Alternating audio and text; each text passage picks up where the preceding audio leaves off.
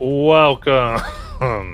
It is time as we hit up our crew. Hopefully, we'll see them all next week. We'll see how it goes as they have challenged or been challenged by, depending on how you look at it, the champion of ravens. For they allowed a piece of forbidden knowledge into their head. And while it is being removed, there still is a risk. And they must prove themselves that they have enough control to defeat one single enemy with the 7 of them. For if 7 cannot defeat one, then you obviously are not worthy in the Raven Queen's logic. So she has sent her champion of ravens to test them, to see if they can survive such a thing. With that, they have entered into a rather crimson arena,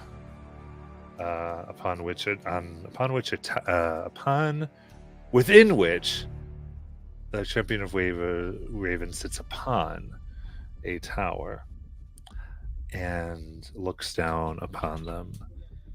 A white raven mask reflected below, crouched with black feathers swirling around them. A black dagger drawn. Already. Above, you find yourselves this Colosseum itself, though crimson, also has a ceiling of sorts. It's almost in a cave where the only thing is this place. Ceiling itself is about 90 feet high. The tower upon which the champion rests is 60 feet high as they look down upon you. Roll for initiative.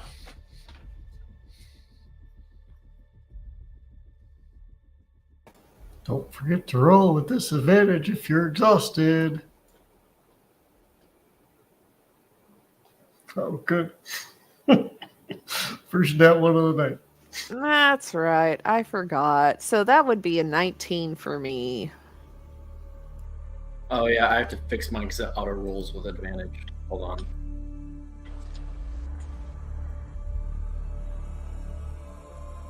Mine's 12. I originally forgot about disadvantage. Thank you, Devin, for reminding me. Mine's, yeah. That might have been one of the few times that it worked out in my favor because the third roll was a nat 20. They got me at 34. With disadvantage or because you had something special? I already have advantage, and so disadvantage made it a straight roll. Gotcha. Okay. So with that, I feel like that got louder than I meant it to. All right. So let me double check here. Mortis at 5. Sayuri 23. 19. 19. Thorin at 12. Jackson at 34. Honeystar at 21. Overview at 18. And Lithra at 14. With everyone's disadvantages.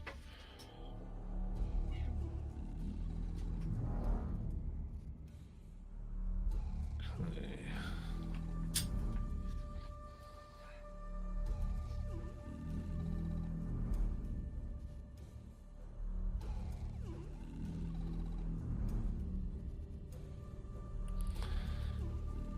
In that case,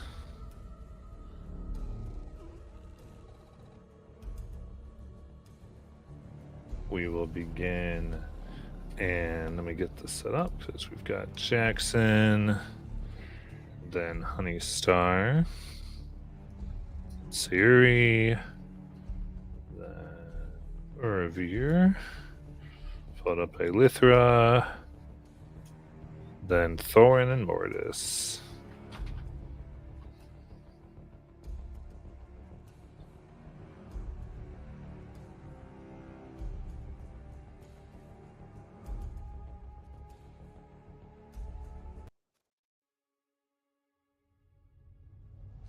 Go ahead, Jackson.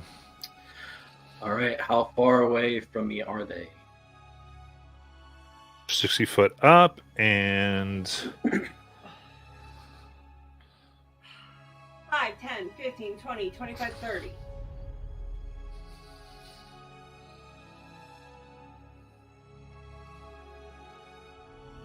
I'm bad at math. Does that make them like 75 away from me? sure. Okay, so I will step forward 15 feet. Meanwhile, Harper is going to use her movement to get next to Honeystar. But still, how far away is Honeystar from me now? 130. Okay, so 30 is the limit for how far Harper can get away from me. So that works out great. And I point up and I'm like, champion to champion, no hard feelings, mate. But by the word of the Sovereign Blade, I hex you. And they have disadvantage on dexterity checks. Okay. Goes right up. Very good. And I take the dodge action. Okay, we have overhead. Okay. Go. Honeystar. All right, get me to about 60 feet within the champion. 5, 10, 15, 20, 25, 30, 35, 40, 45, 50, 55. You already are. Okay. Okay. Cool. Well, but they probably want to at least go up. That would give them a better way, their art department, because they would be further than that. That's fine. Bring me on up. Okay. I'm going to go ahead and pay attention very much to the minute details of this creature I'm looking at. And I am going to study them. There is no save to this, as long as I'm within 60 feet. And I learn 2 pieces of information. This is a spell called Scrutinize Foe.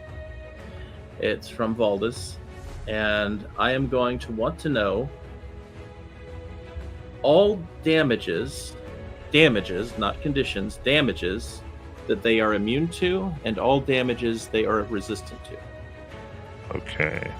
They are not immune to any damages, but they are resistant to poison, radiant, necrotic, then bludgeoning, piercing, and slashing from non-magical attacks. Okay, give me 1 second. You said bludgeoning. I'm sorry, I've already got poison, radiant, necrotic, and then bludgeoning, Piercing, and slashing from non-magical attacks. piercing, and slashing from non-magical. Okay, I'm going to call that information out, and that is my action. I am going to then go ahead and use my... Yeah, I'm going to go ahead and use my... No, that would be stupid. I'm going to just stay exactly where I'm at. Okay. Sayuri.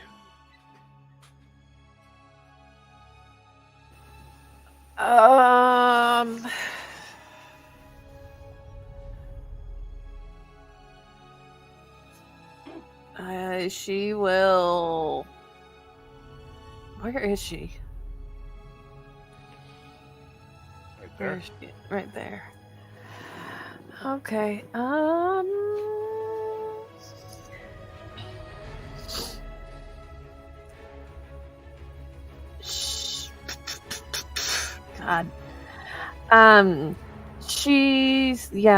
She'll just I don't know. She'll aim at the guy.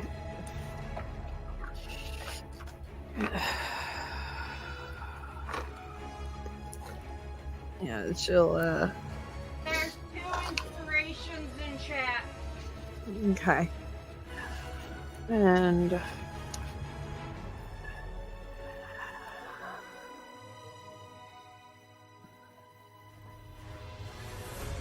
Yeah, she'll steady aim. Okay. Oh.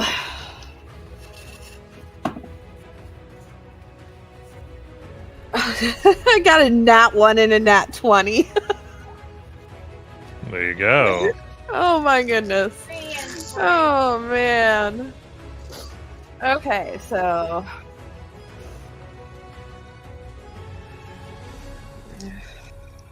six. So that's 12d6. 6, 7, 8, 9, 10, 11, 12. I'm sorry, you got a nat 20. Roll again, please. He manipulates fate. He puts his hand out and goes, I don't think so. Well, then I got a nat 1. I got a nat 1 and a nat 20. It is not, you get to re-roll. I get to re-roll at advantage. No, you re-roll the natural 20. Oh. So you're rolling at advantage still. Confused. Just the d20 gets re-rolled. The natural 20 gets re-rolled as he pulls and fate and you feel like springs manipulate around you. Oh, then that is that's just a dirty 20 then. Dirty 20. Okay, he'll allow that.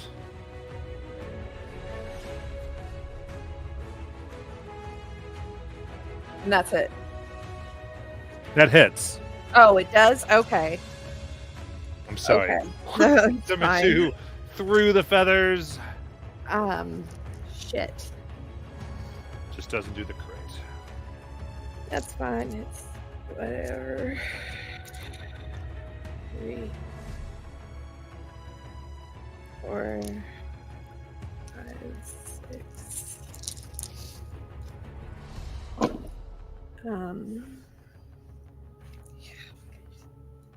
Sucks. 6, 12, 18, 19. What does a D8 look like? That's what a D8 looks like.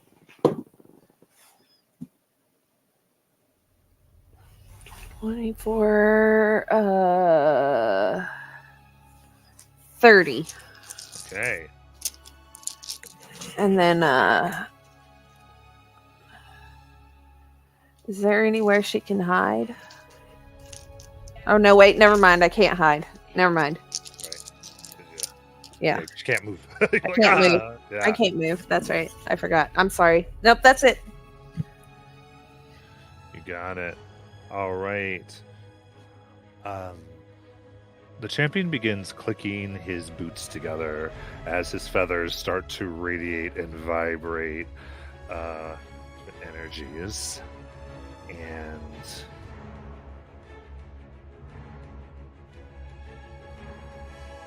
he is going to get just within 60 feet of Urvir.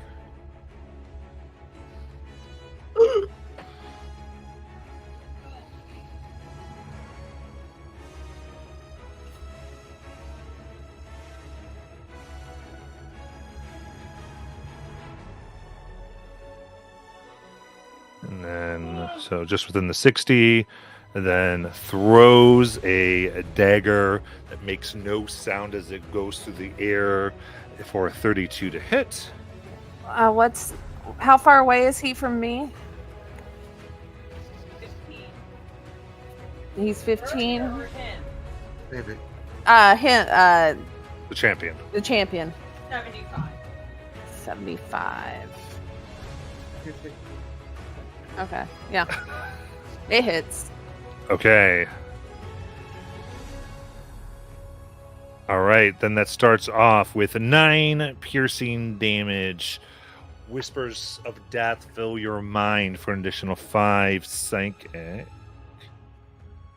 And 14. then there is an explosion of radiant damage in your back for 43 radiant. I am resistant. Very nice. So 20, half to 22? Yes, 21. Okay.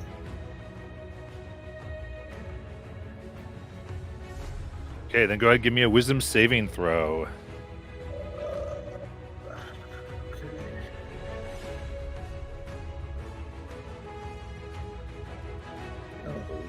You have advantage. Okay. Excellent. There we go.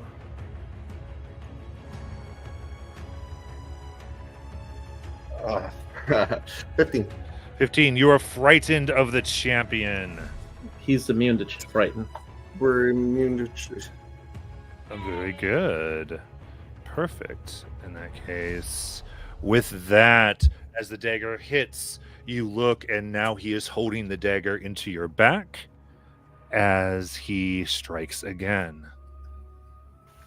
So he's within 15 feet of me now, or 60 feet of me now? He's within 15 right now, yeah. Okay, so I will silvery barbs that. Okay, so that was a 32 down to a 26. That hits. Okay. So Irvir's next. Yes. Okay, you get advantage. You gonna stay right there? Sorry. Well, he does that attack. He's going to do a third attack, rather, for another 26. Hits. Harper vanishes, reappears, and the dagger goes into her. Okay.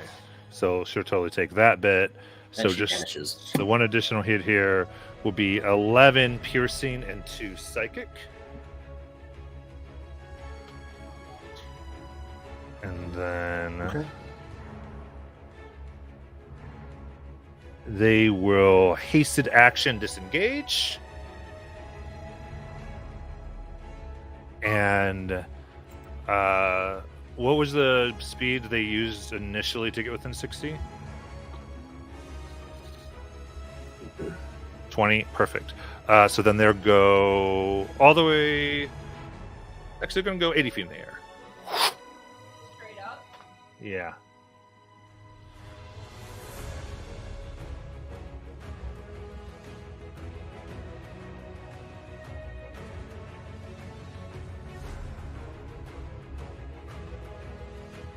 And then Irvir, it is your turn.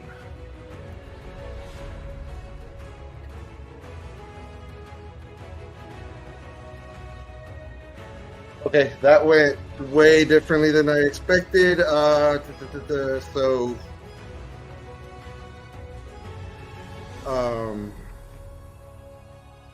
first things first. How far away is Sayuri? 50. I will use my action to do Death Ward on Sayuri. Sayuri, all right. Yeah. And he is gonna try to do spread out towards the camera north here, with the remaining 15 feet and end his turn. That way. Yeah. No, the second direction. Yeah.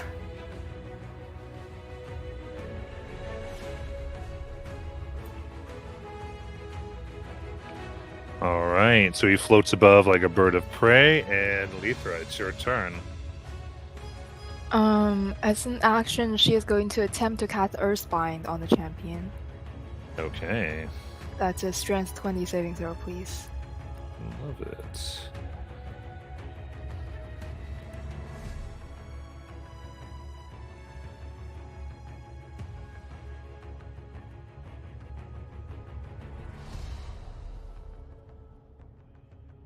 He's gonna roll that again. No.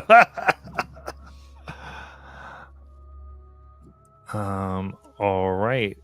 With that, he Earthbind will be successful because that will work. Great. Lithra is going to move back to like sort of behind that wall over there.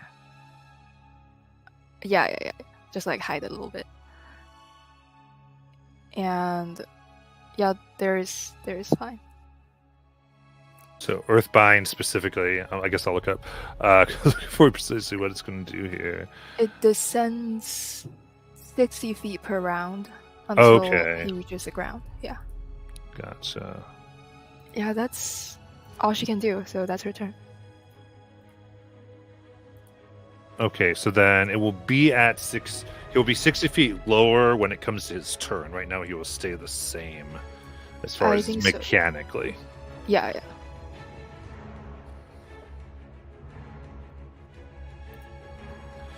All right, then Thorin. All right. Thorn will tap his boots of haste together, and then fly up 35 feet at an angle to be like right under him. And then action dodge, bonus action. Series already used reaction, no one else has range, so he will tell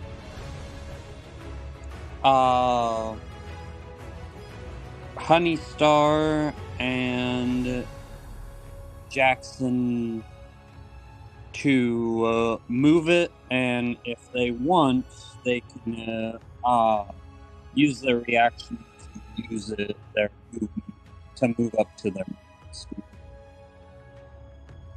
And then that'll be his turn.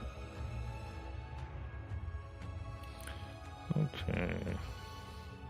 And yeah, I'll use my reaction to get close enough. With 30 feet, I'm trying to get to where I think I'll be next to them when they land. Okay.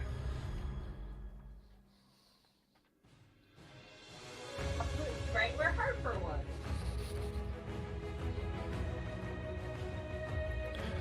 Got it. Mortis. Mortis is going to look at the situation and cast Bless on himself, Sayuri,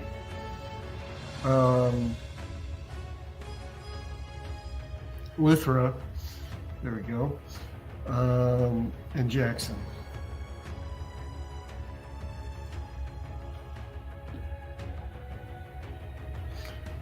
And then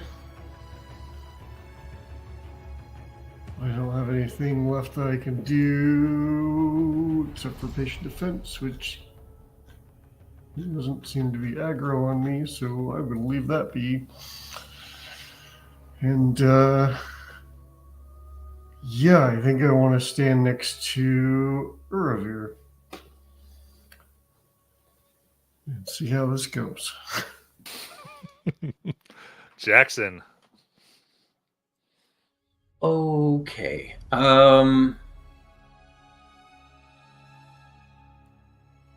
Yeah. I'm still waiting for him to come down. But hey, who knows? They're not immune, they're just resistant. So I will take out, they're just regular bow and arrows, but I'll fire 3 arrows up at them as Harper reappears beside me. And one blessed. We'll see what happens. Ooh, that's, well, we might be finding out what the AC is. I need to switch back over to. So, it's an 18 to hit. 18. He cuts the arrow with his dagger. 19 or 20. And the next one is, well, I'm just gonna. It's a 19 to hit because I, without bless. But bless rolls automatically, so that's a 20 to hit. 20 hit. He cuts it again. Oh shit! Then the third arrow, it's close but it's cocked. Ooh. A 20 didn't hit. I hit with a 20. Yeah, You went before he cast haste with his boots. Oh, Yeah. that's right. And that's another 20. All right, cuts 31. Yep. That was it. All right, then Honeystar. All right. I will go ahead and send out a 4th level fireball. Okay. So that's Dex save 19. Alrighty. That's a success. All right. Takes no damage. Takes no Totally damage. moves around. Yep. Oh, he succeeded. Yep. Oh, can I? I'm sorry. I thought you. Okay. Let me. What's the word? Silvery it. Okay. Silvery Got bar. Yeah, that's what I meant to say. Got it. Success again. Okie doke. So what's that? Half damage. It's not half. Oh no, because they probably have something, don't they? He has Yeah. a rogue's evasion. If he succeeds Yeah. on a dex, he takes no I damage. just realized you said no damage. Okay. Darn. Okay. Good to know. All right. So that was my action and reaction. I will go ahead now, and I am going to. Ooh, is this a bonus action though? I think it's an action. Yeah. No. No, it's not. Oh. Oh gosh, no, I don't want to do that. Okay, I will. Yeah, I'm just going to fly down. Say about 30. Wait, how far am I from them right now? Far up. You went up your fly speed the last time. Yeah, correct? 30 feet. 30 feet, right? So you're 50. And they're about to come down probably. So, Yeah. yeah, I'll go down. I'll go down. I'll go down. I'll go down 15 feet. Yeah, we'll go down 15 feet, and that'll be my turn. Okay. Good. Urva, did you have something? Thought I heard your voice. No, I was just asking if that, but they're answering it in private chat. Okay, cool. Sayuri. Yeah.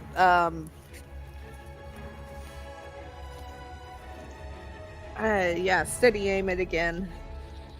Okay. Yeah, it's not gonna hit. That's it. Okay. His turn. So now he goes down to 60 because of Oh, Earth. hold on a second. I only rolled 2. I need to roll one more time. Okay. Yep. Nope. Oh. Even with bless. I rolled a 2, and a 3. Oh my god. Wow. All right. So he descends is 60 because of Earthbind. How far is he now from Lethra? Lethra. Oh shit. She's binded him. He's Makes sense. Makes sense. 25. dagger. Throw in For the dagger. record, he's right here. Good night. I'm just putting him on the same one as you, because I don't have a lower one. Dagger was flying towards Lethra for only an 18 to hit. Shield. It doesn't hit. Shield. It bounces off about 30 feet away from you, and then he appears and catches it on the ground. And he will throw it again.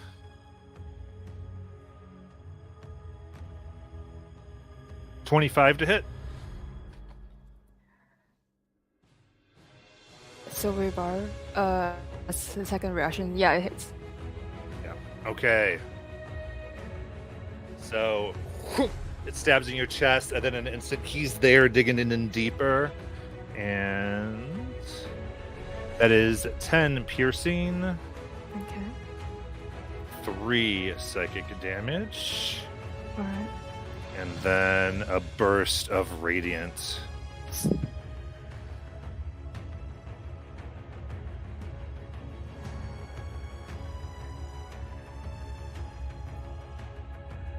$48 radiant. There's no way she can make that save, but I'm going to roll that anyways for concentration. You do have a D4. I don't know whether it'll help much, but That was like 50 something. But you're vulnerable to radiant, right? I'm not vulnerable to radiant. I just can't resist it. Oh, Yeah. okay. Otherwise, she would be dead. But yeah. Okay. Okay. And then third hit. They'll just strike you here. Spell leaves 21. 21 misses. Okay. They've not used their bonus action currently.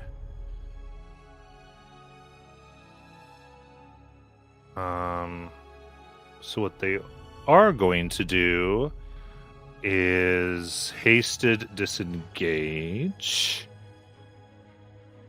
And they've used no movement, so they have their full 120 rather. And Arch Marmot, they're going to go and attempt to hide, I think, within that tower on the far side if they can make it in their 120. From you? Yeah.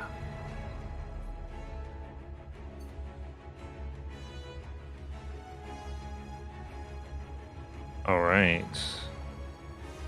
Then bonus action hide. Okay. And let me just double check all these passives. They are officially hidden from everyone. So to point, they hid before they totally got their final destination, then they moved around, so you do not have an idea where they are within. So, Urvir. Okay.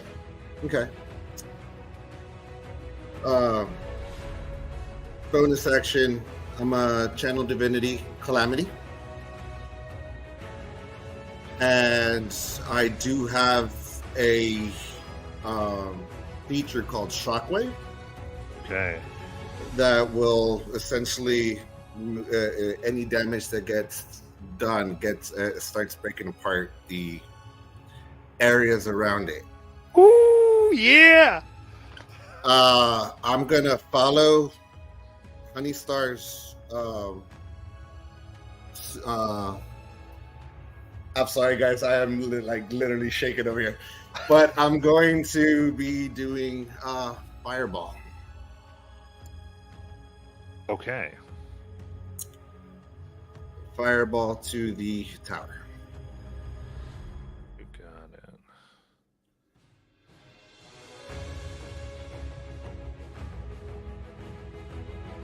Yeah. Okay. That is around a 30-something for their dex save. So they would take no damage of that. Which is fine. You're just sure. I know you're focused on tower here, so Yeah. totally cool. So where is that thing? Here it is. All right, so 96 for a total of 24 fire. And it doubles because of your thing, or just deals damage? What's your feature do that you invoked? I'm double checking it because it's the first time that it's come. For when you cast first level fire, that deals fire force. You can emit a shockwave that crumbles the environment around one creature that takes damage from the spell team. Oh. The shockwave is 5 foot, and they take the full effect or the full damage on of the spell. So the only thing it would get would be the fireball being cast on the actual tower, because it isn't a creature that's Gotcha. You were saying I'm trying to get. Okay. I'll give that. Yeah, I mean it's not going to You got it. It's going to crumble. Well, it's so funny because it crumbles around the target, but the target would be the thing. So I'm going to just say, because I really love the cool idea, the target, it crumbles and comes down. And he will be flying in place up top. Moving out of the way, but very good. You destroyed the hidden. I mean, I gotta give that. That'll end his movement. I think he would just go towards that particular area again, trying to not cluster up, and that'll end his turn. Do you want to get some cover? Sure. So there's this archway right here you can get under. Awesome.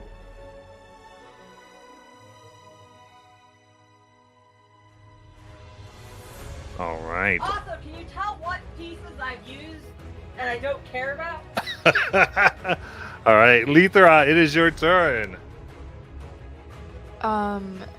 She will distance spell a Tasha's Mind Whip on the champion. Okay. That is intelligence 20 save, please. I like it.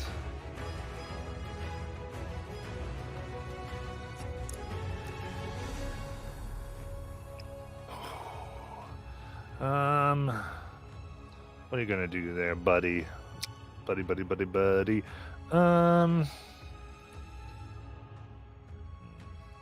No, he'll save that. He's gonna fail for a 19.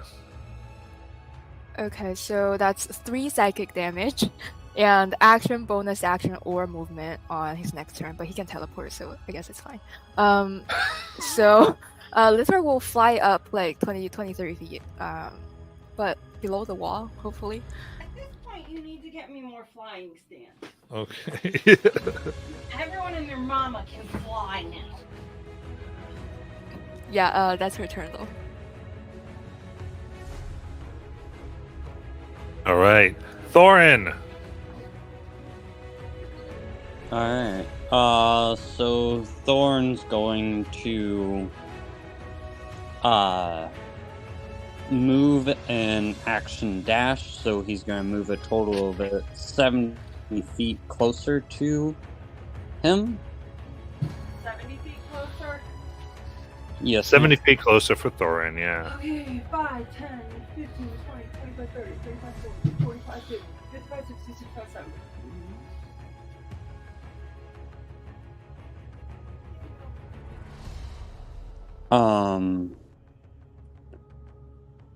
And then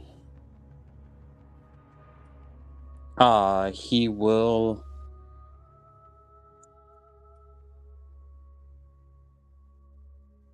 bad Alex. I have to end my turn. Okay. I was an idiot. But is Thorin an idiot? Well, so Thorn would have used his bonus action to have the Mortis be able to use his reaction to move it 30 feet closer to it, and use his reaction to move up his movement wherever he wants, and then let Sierra use her reaction to try and hit him if she wants. And then still. I can try. Yeah, let's do it. I'm all good with that. So Mortis, are you moving? Because that is exactly what you've done almost every combat. So Thorin definitely knows what he's doing. That's only, it's a dirty 20. Or wait, I got a D4 to add to that, right? There you go, yeah. It's only a 21. Oh, cuts it in half. Mortis, are you moving up 40?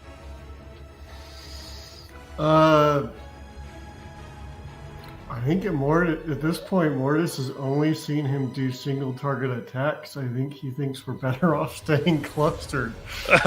So I think Mortis is going to say, we should stick together and see where he is.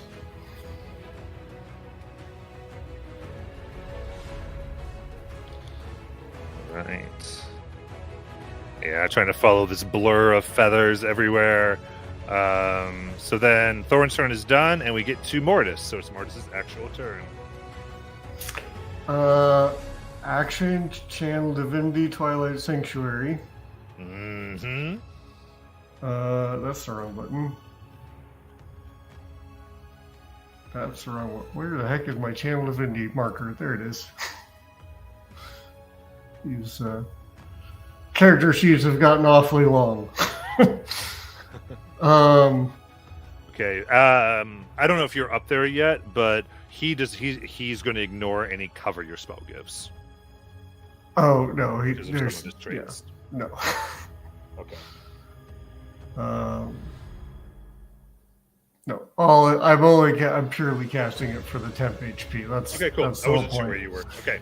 And he is going to go find Letha and stand next to her, and I guess he doesn't have an attack to ready, so I guess he's just going to stand there protectively. Okay. You see his eyes taking notice of this holy power you've used, and kind of makes note of you.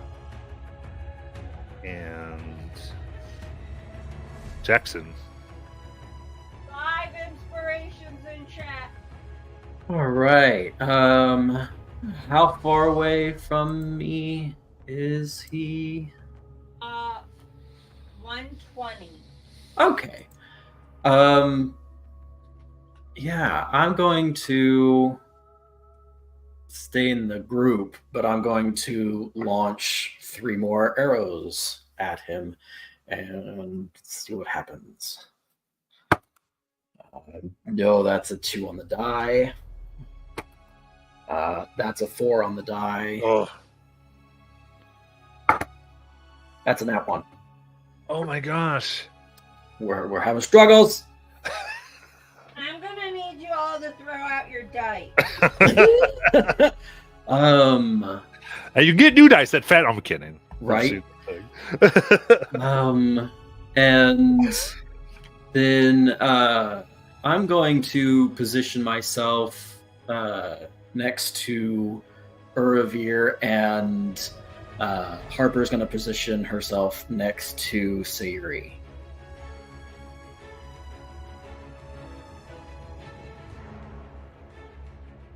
If we're able to remain within 30 feet of one another.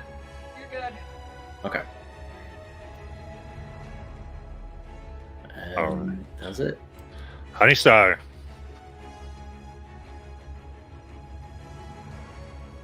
All right. Let's try to get closer to him. See where that gets us. At 30 feet. Right. So Star goes 30 feet towards them.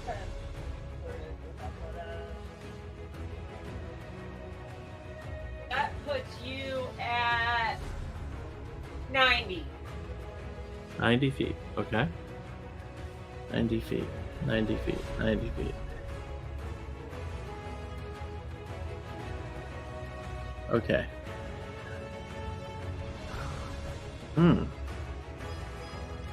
Let me see who's here. Oh, I'm probably out of range of anyone that's in 30 feet, correct? No, Allies. You've got Oravir and Jackson, Harper and Sayuri.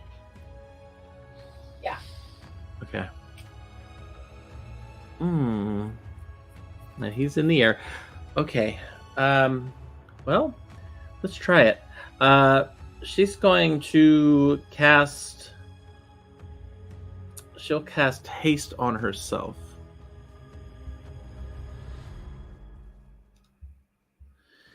And she will use a hasted action to dash further closer to him. Okay, so that's actually 60 feet. 60 feet within, okay. And bonus. So move act- 60 feet closer from their 30-foot closer position. Okay, so now I'm within 30 feet. In other words. Okay. All right. So bonus Now you got action grid nut. is I'm about to drop that. Wait, I can't drop that. Never mind. It's gonna mess with That's you. a bad idea. So I'm going to.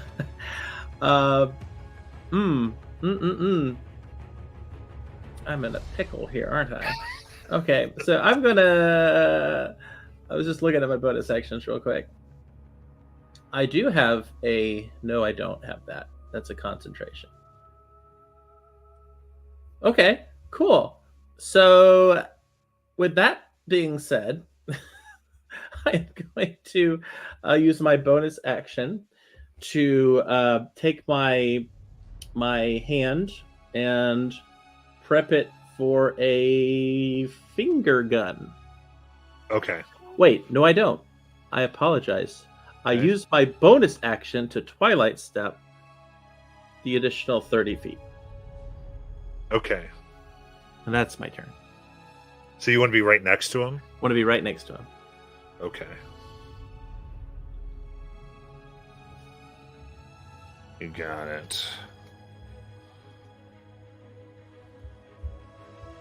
Sayuri. Can I get within 60 feet of him with 60 feet of movement? Yeah. Yes. Okay. She's going to run 30 feet. And then she's going to bonus action run another 30 feet. No. Actually, she'll just face step another 30 feet. And then tears of inky blackness come streaming down her face as she casts Eye Bite on him, and I need a Wisdom 20 saving throw. Ooh, very nice.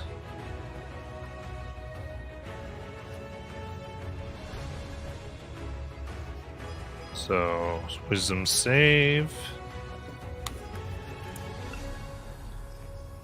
That is going to be a 17. Then he is sickened. I believe that's what I wanted. Yep, sickened, which means he has disadvantage on all attack rolls and ability checks. Ooh. Very nice. And that's all she's got.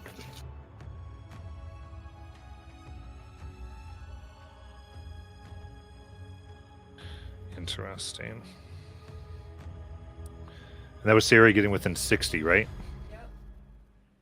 Yes. Okay.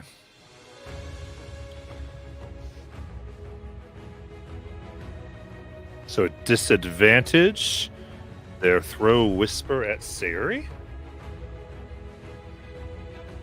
He was a name. First one.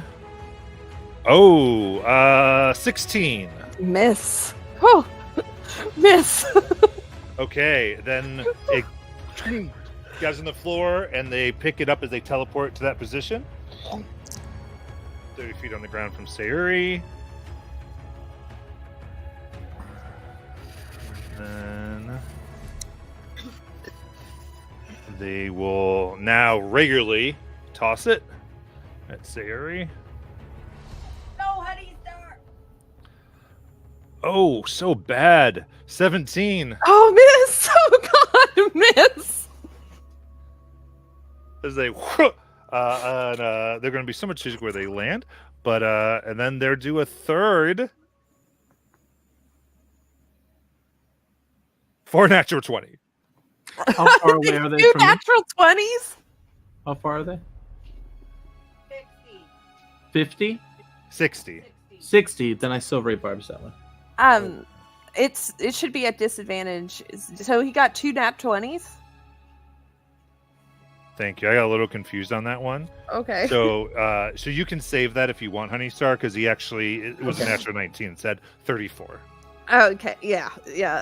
Nothing I can do. Yeah. I'm good. Thanks Yeah. for watching out for that, because I got a little because of the ranged.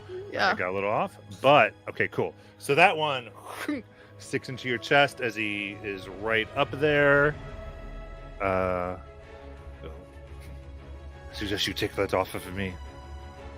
And that is 9 piercing,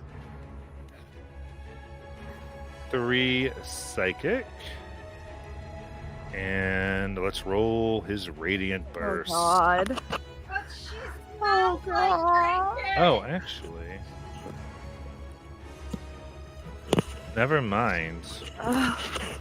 He does not do his radiant burst. But she smells like trinket. And I've got Vixalia's scarf on.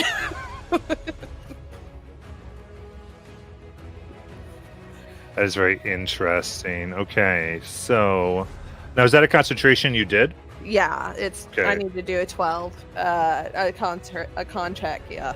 Yeah, so do that. No. Oh no. And you need 5 inspiration. I will use an inspiration for this because yeah, my con sucks. So I just need a 10. That's all I need is a 10. Oh, okay. I'm good. It's a 12 and a 13 on both die, so I'm good. It's still up. Okay, now he cannot move at this point because of the other thing that she did. So then he will hasted action do the other attack. Why you gotta be like that?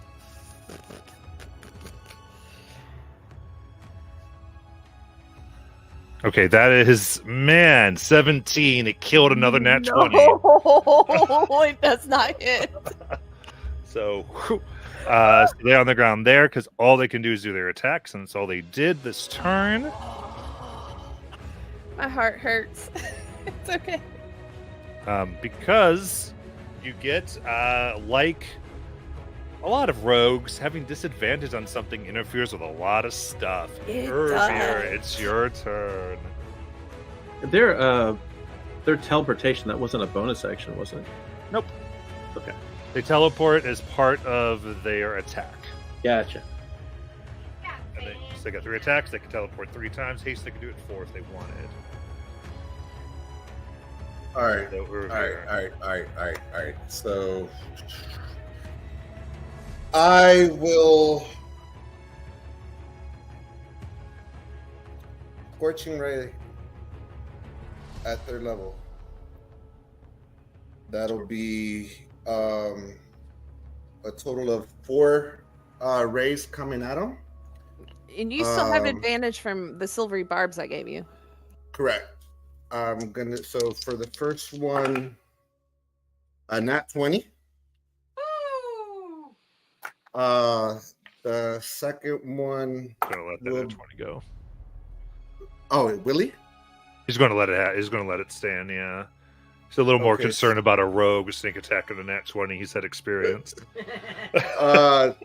23 for the second one. 23 hits. 18 will not. So that's the 3. So that's 1 more for a dirty 20.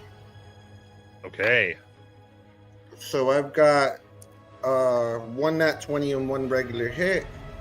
So that's a total of 66. So do this separately. 'Cause Yes, he's got sir. things, and I want to be fair with the things. Crit is a 6, 9, 14 on the crit fire. Okay. Yep. There's 14. Then keep going. And then the second hit, Snake Eyes, 2 fire damage. Hey.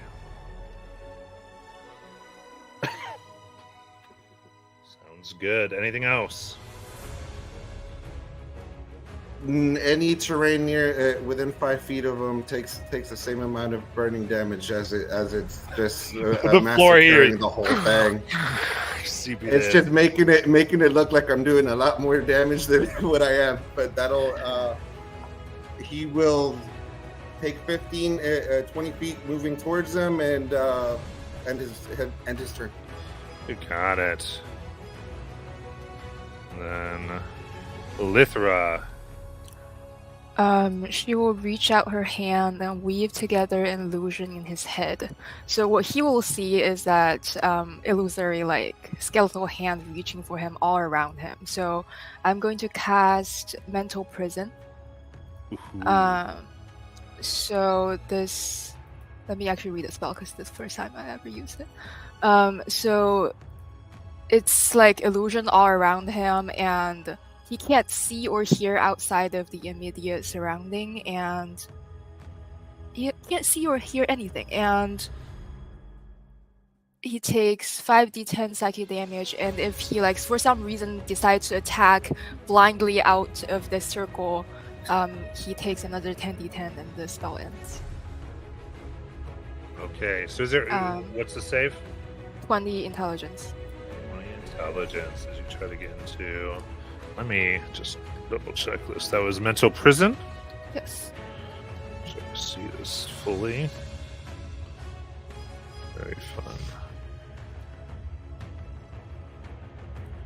Fun.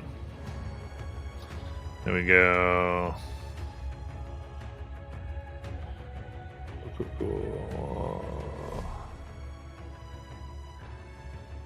He automatically succeeds. Because? He's immune to being charmed. Then Eye Bite, because I just saw Eye Bite took effect, right? That's... I don't. Is Eye Bite a charmed effect? I'm not sure. Like, let me check. I thought, like, Okay, Eye Bite correct. was... If it is, then I will let you redo that because that's fair. It's necromancy. Eye Bite is necromancing. Let's see. I see nothing. It's not a charmed effect. Oh, I see. Never mind. Then I do it anyways, I guess. It's... Yeah. Because that wouldn't be your wizard's knowledge. Your wizard wouldn't be. Oh, so cool. So I you forgot learned to that. do. I also forgot to do my 66 damage on myself, so I'm doing that right now. I'm Okay. sorry. Let's see. That's 23 half to 11 damage. Psychic. Oh, that's right. Okay. Yep. Perfect. And nothing happens. Yeah. Really good move. So I just had to look up the spell because I was curious on that. Anything else? She will... No, she will stay right there. It's okay. Right. Thorin. Alright, how far away is this guy from Thorn?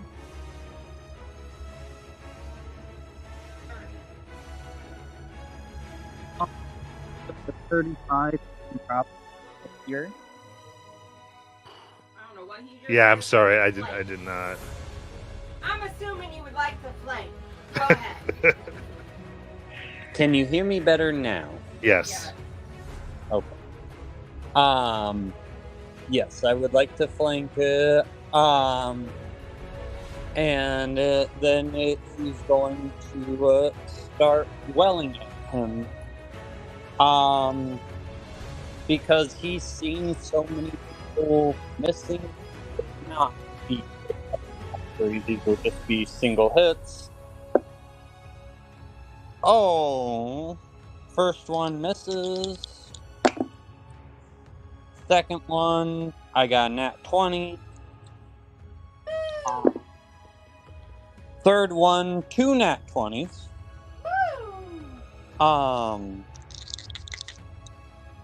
And then going. That's like the 1 in 8,000 chance of getting Yeah. 3 nat 20s in a row. You'll go ahead and make your reroll that nat 20 Oof. as he calls on fate.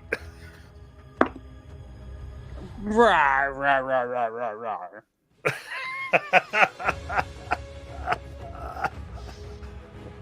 I'm assuming people can imagine the number that the one of the nat 20. Please. Oh, Um, that 20 to a miss. There we go. Wait, so does that work? Does that cancel out a damage then? Yeah, you see that? Does that mean Well, yeah, you re-roll the die that you're hitting them with. So yeah, basically. we still it's net 20? Yeah, let me read this. Give me a second. I'm going to play it very That's fine. strict That's fine. for these reasons. Let me just double. Where is this thing? And if that's the case, I don't care. I'm just asking. I do. Okay, so he can force the creature to re-roll the attack and use the new roll. Awesome. Okay. So he great. forces the use of the new roll.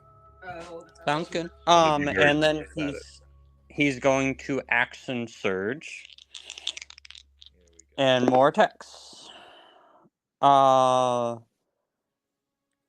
22, Hits. 27. Meow. I'm not going to give the two numbers on that die. It made me sad. thank you. Okay, so I got 3 hits and 1's a crit.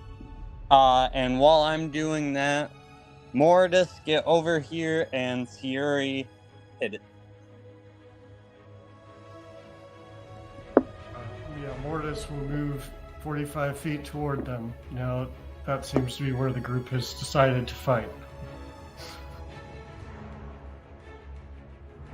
The crit will end up being 28 points of slashing damage. All right, he's going to uncanny dodge that one to go down to 14. Hey guys, look, he actually remembers what he has. And then, Love you, Bobby. So you can give me the rest of the damage because he's got nothing else to give here. oh, really Is there low a possibility rolls of breaking haste? No. Boots of Oh. haste do not require concentration. Rough. and then only 20 more points of damage after that. Rolled really, really badly on my damage. Nice. roll. He chose wisely.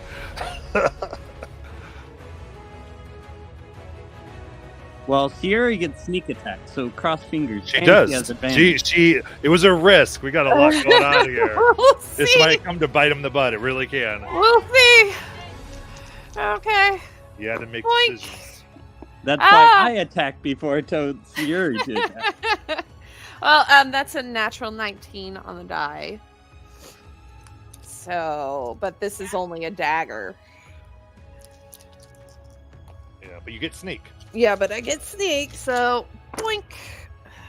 6, 10, 15, 16, 17, 18, 19, 20, 21, 22, 23, 24, 25, 26, 27.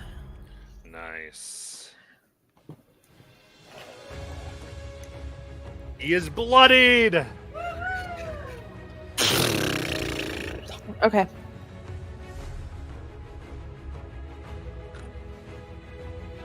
And then that's all I got. Mortis. Cool. You have 9 temp HP because you're definitely within 30 feet of me, and Lithra should as well. I don't know about the rest of you all. And he's just going to start pounding away with his fists. Here we go. Unarmed strike number 1. 23 to hit. Hits. Stunning strike. Let's go. That's my boy.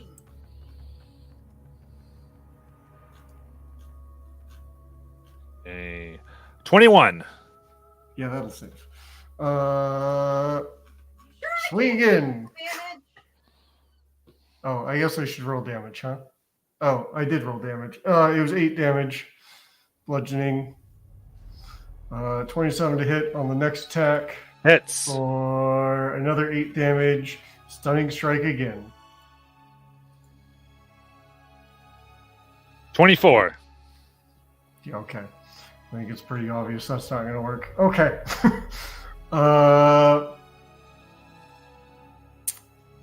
Bonus action, patient defense.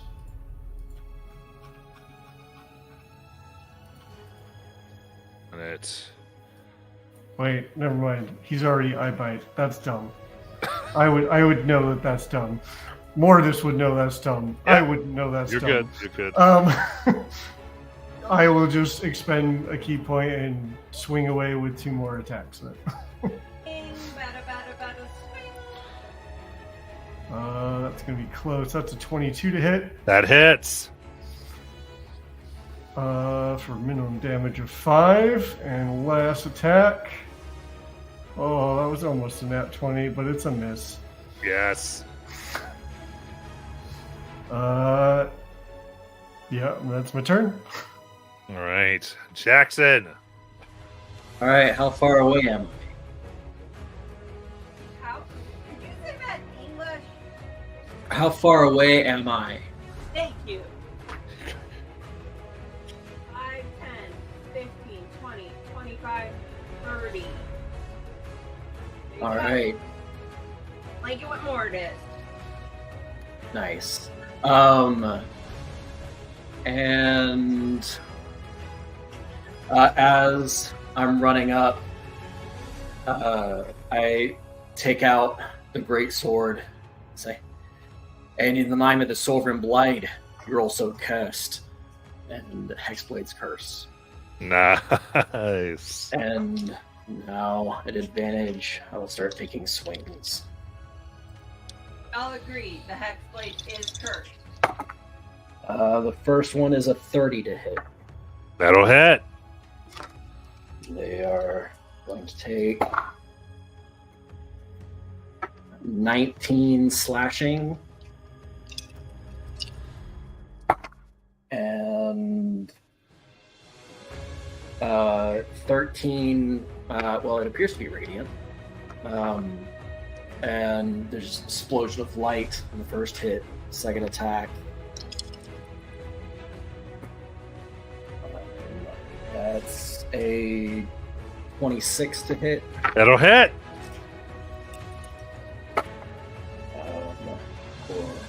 For 16 slashing and 16 radiant. The third attack, that's a 19, which is a crit for me. Woo! Before I roll, is that negated? Yeah, you're good. You're good. Okay. This is not negated. Oh, I was forgetting to roll hex damage. Hold on, you roll 2d6s. So that's 7 additional before I roll this crit. Now it's the crit, which is a lot of d6. Okay.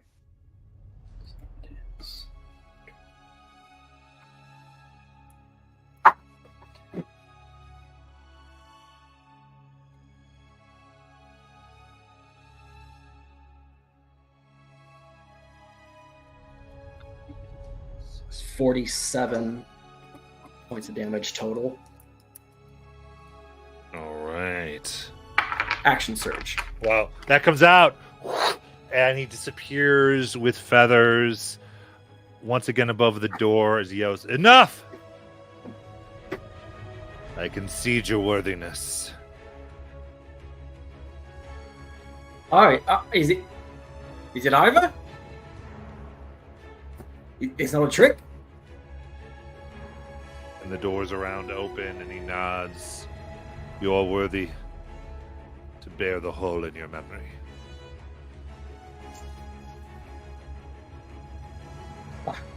Okay. It's your team. My boys all around. Nice. I don't even know what memory we're losing at this moment, so that Maybe it's was already fun. gone. Like, Oh, it's already gone? is it like I don't I know think with what that it is. And like, you don't remember fighting somebody. You're just like, oh, we can go. Oh, we don't even remember the fight? You remember? Why do my wings hurt? Vaguely bestie. It's like, why am I bleeding so much? Well, then I guess Sayuri doesn't remember to drop the Pact of Suffering. No, I was kidding. You do remember everything. You don't like the memory is fading and is being covered up. Like you're kind of like you remember there was something you fought for and were proven worthy, and you do remember the fight. Can't wait till you all go back and talk to Keyleth about your adventures.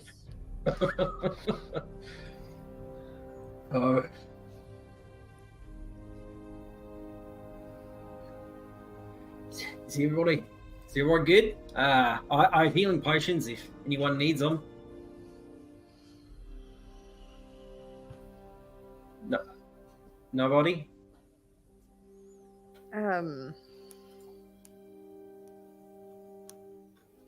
Where it is, everybody? I'm almost at half. Honeystar wasn't hit. There Who was all- more of this. Who all currently has damage? Because I know I'm at full. Sayuri. And Lithra. Lithra. Yeah, All right. she's almost dead. She's always dead. And so- Uravir. So Orvir, Siri, and Lithra, he's going to attempt to heal.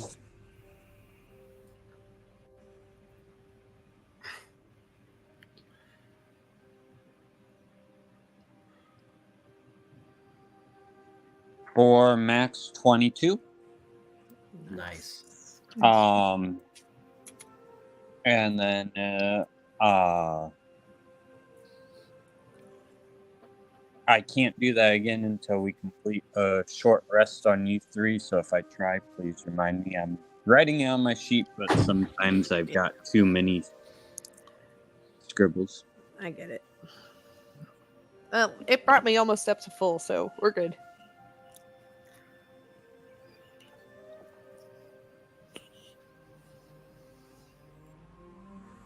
Shall we continue?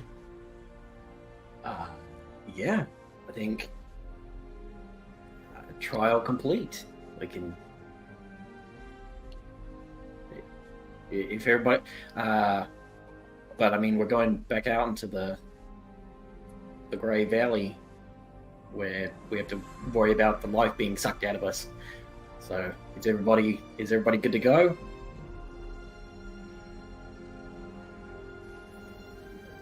I'm as good as I'm ever gonna be, I guess. Lithra, are you okay? It looks like you kind of stabbed you a couple times. Yeah, that was not nice. I'm still a bit hurt, but I can keep going. Now, here, drink this, and I'll hand her a healing potion. Oh, thank you. Wait, does that work? Yeah, it works. Okay, great. I didn't know there were rules about like it's magic, and I don't know anything about that.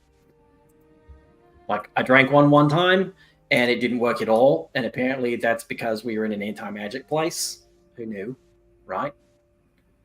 I thought it was because the lady we sold it from sold me bad healing potions, but it's just we didn't have magic. The temp HP that you get from Twilight Sanctuary lasts until you long rest. Oh. Yeah, the Twilight Sanctuary lasts for a minute, so everybody can It's get the it. sanctuary. That's right. Yeah.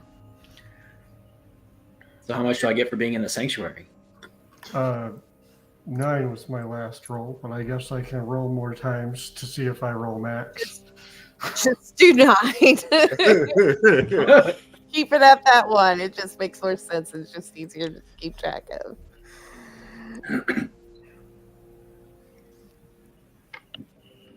There's a lot here.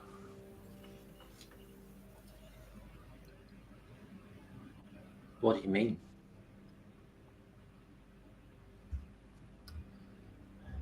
I mean, we're leaving a lot here.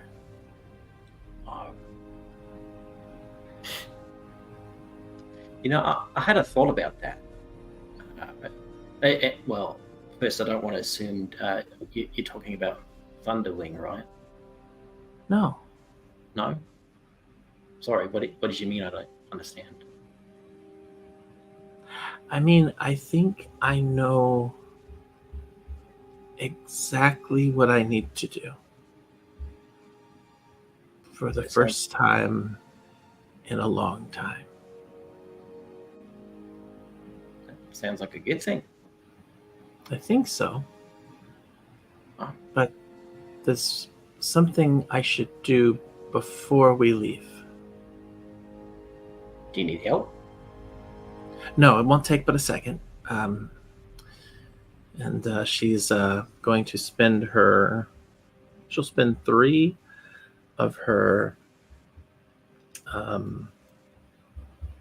sorcery points.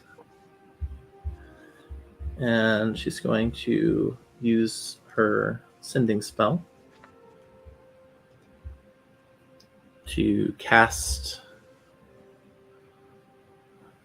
And my brain was really thinking here. She's never met. So she'll use her sending spell to send this to Shinriel.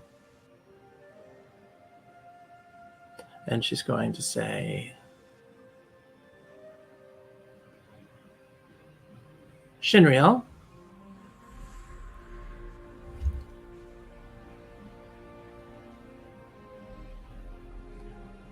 we need to speak soon.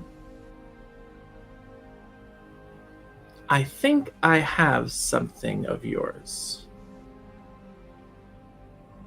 I think it's going to help you do what you need to. And then she'll, after sending that, she doesn't really... Well, she will go, all right, as soon as I'm out of hell, I will get right to you. That sounds great. Would love to have some pumpkin spice coffee.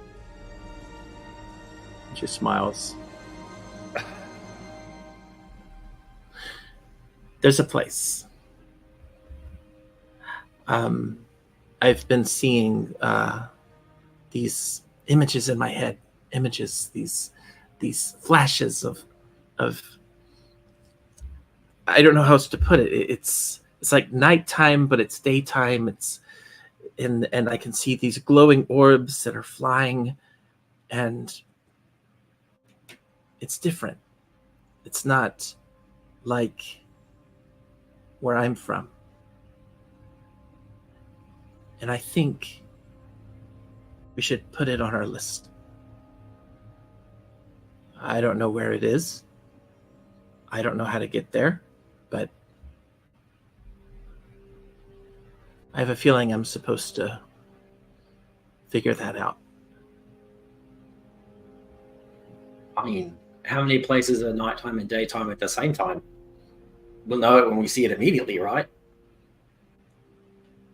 I think so. I'll keep a lookout. Is this related to your journey to reclaim your joy? Yeah. I think it's already coming back to me.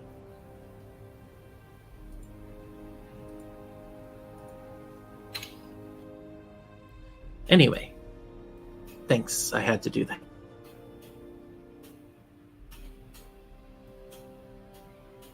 Everybody ready to go? Any last minute bathroom breaks? Because once we're headed out, we're not turning around. Just kidding.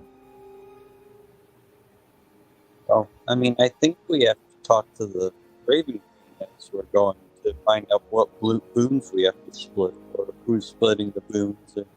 Oh, I yeah. will. Are you ready for that? I was just waiting for y'all to have your conversation before I did narration. I'm ready. Yep.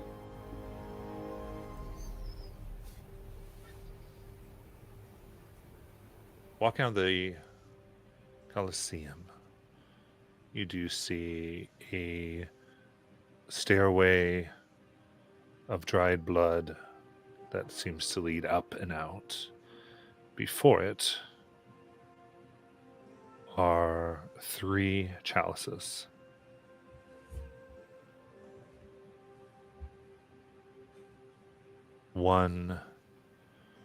All 3 rather whisper. One whispers, "I will close your wounds and keep you from her grasp as long as I can, if you drink of me." The second, "To drink of me is to command a portion of her army, as the follower of her former lover requested." The third, "To drink of me is to understand what you previously have not."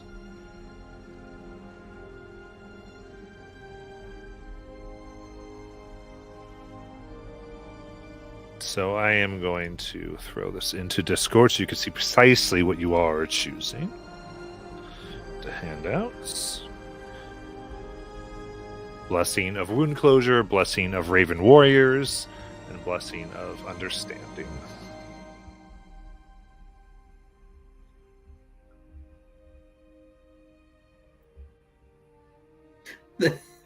They have dying speed. I like that. It's fitting. Stupid autocorrect. Fixed!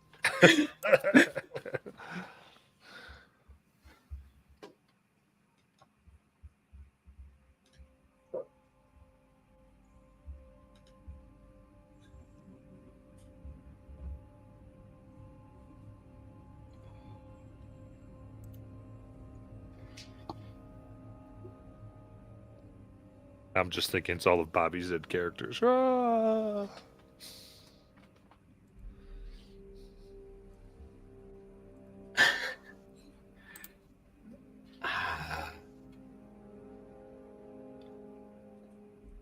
So, my 2 cents. I think the one about healing someone should maybe go to one of the people that can't come back. Like if they die.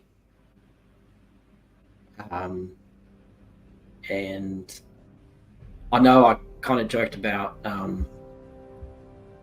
knowing Sylvan, but I think, I'm not that wise to begin with, and so it feels like a small bit of a waste if I took that one. So someone wiser than me, I think, should try and increase that.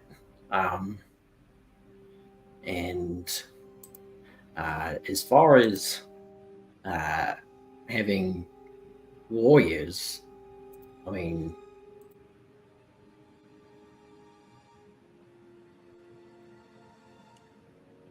Irvia, that sounds kind of fitting. But aren't you the Minister of War?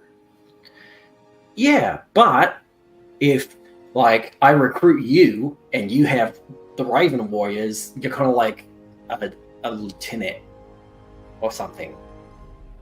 And then you have your soldiers. So I don't need to recruit a whole bunch of people. I just need to recruit a few people who have a whole bunch of people working for them. Gotcha. I actually kind of like the idea of the warriors maybe going to one of the spellcasters to help protect them if people get close. Yeah, Or that makes Siri. sense too.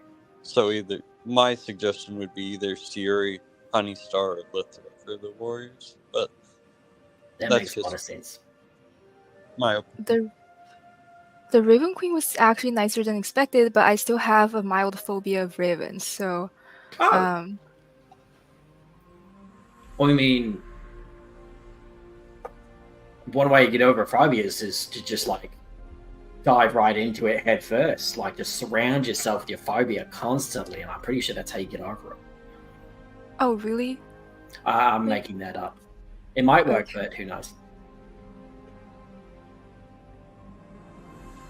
If you don't want to have a whole bunch of ravens around you, I understand.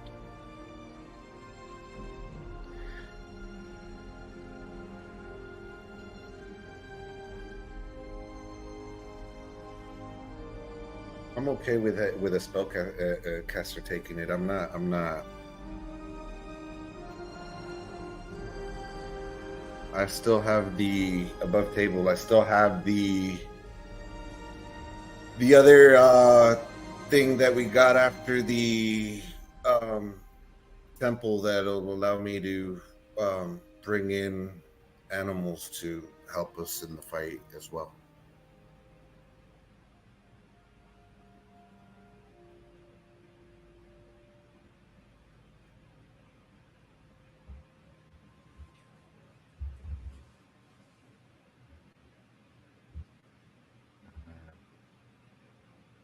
So who would benefit more, right?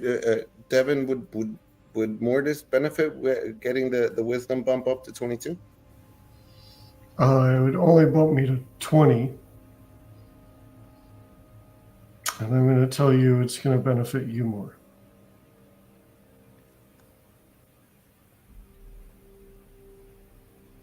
Then if everybody's okay with that, I'll take that, Chalice. Sounds good to me.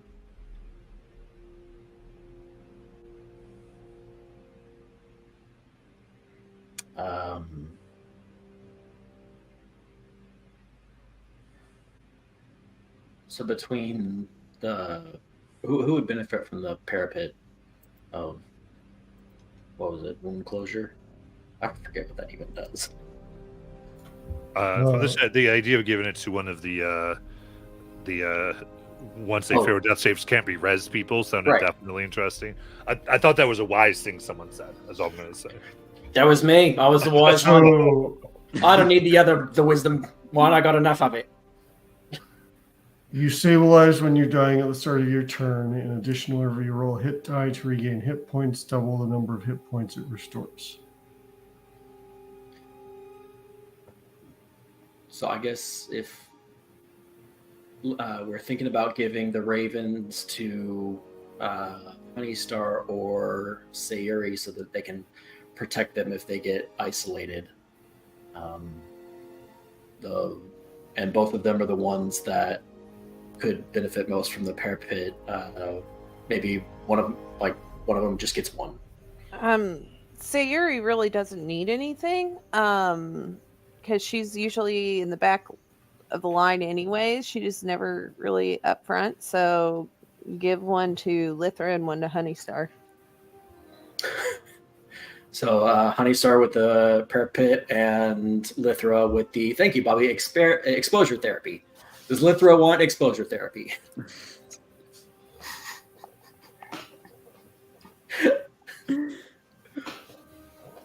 Yes, exposure therapy. Okay, that sounds good. It is periapt. Please periapt. The parapet is another thing. It is missing. Oh, right. Periapt. Periapt. I think Okay. Jackson's just going to say parapet from now on. Parapet of wound. Jackson does. I'll accept it.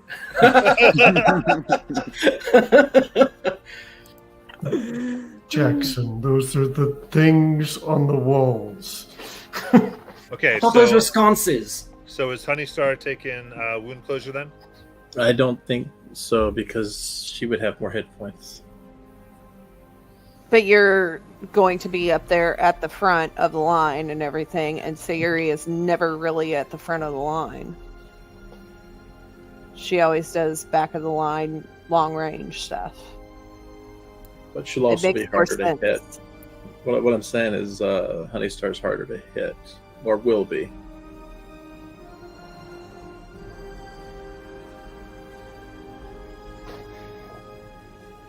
It's up to you. The biggest thing is that it stabilizes you when you go down. So, it's up to you. But we can figure this out later. I love It's the just- kind people. Well, yeah, someone needs to drink it, but because you Yeah, can't take the well. chalice with you. But that's fine if we want to. I would just like, is it? Do neither of you want it, or should we flip a coin?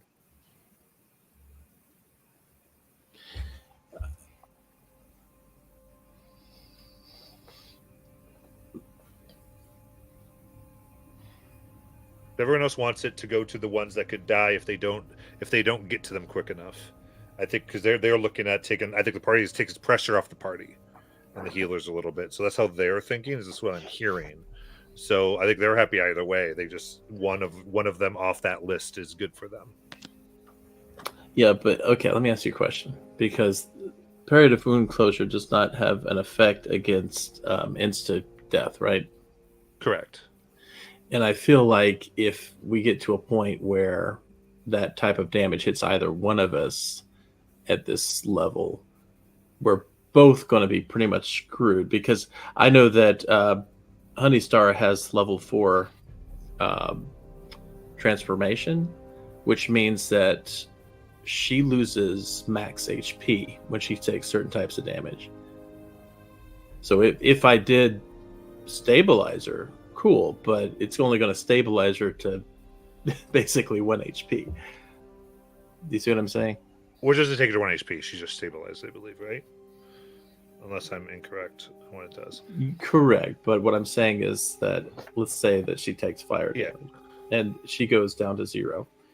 The best she's going to get is 1 HP because at that point her max HP is 1. I see. Because it's not primarily a healing thing, so it's just a stabilizing. It gives them time so you don't forever die on the field, I think is what everyone's thinking. But going below max, that is potentially a problem. So I get how that logic, it does seem that is best suited for Sayuri as a character following that, because it's her max isn't going to be reduced by her traits. Oh, I understand. So like what you're trying to say is you could actually have a max 1 and then they hit you for 2 and you're dead Yeah, forever. I mean, she'll eventually have the same thing as me. But what I'm saying is that right now, yeah, right at this moment, when it comes to fire damage, is pretty much screwed. That's what I'm saying. It's such a common type of damage for her. Yeah. So But, Sayuri, are you good with taking it then? Yeah, whatever works. Okay. Cool. As long as everyone's happy. Okay.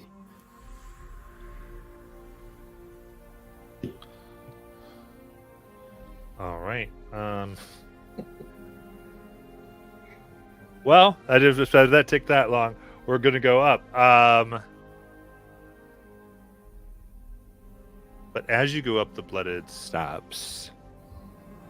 Rising up, you come before a massive tree. Rotted, whirling. The smell of death comes from it. The air around seems to growl at your intrusion. And as you emerge into the ground, you see ravens swirling above and then dispersing, as if having brought you here upon their wings. And that's where we will take our break. And come on back.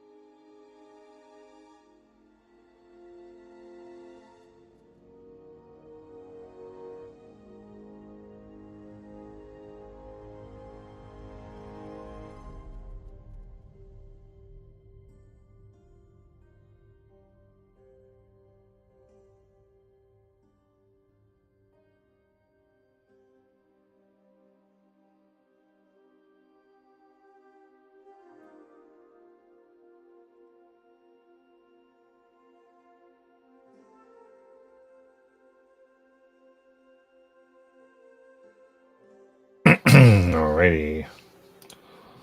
Let's do this.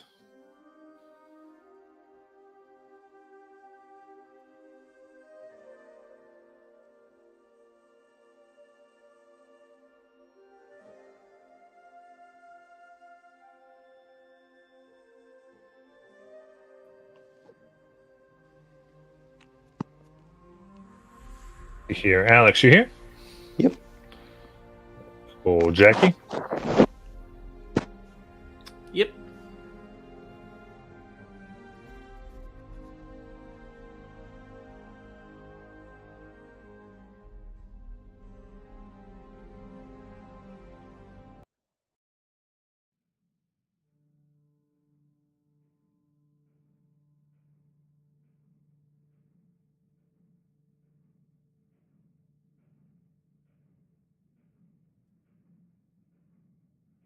It is quiet.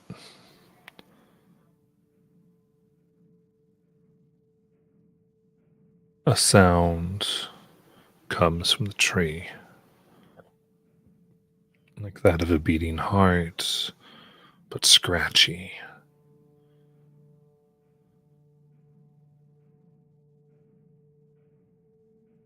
Ground, as you shuffle your feet, seems to shift as if willingly impeding your progress. Roots thin grow around such that you have to keep moving to keep them from fully wrapping around.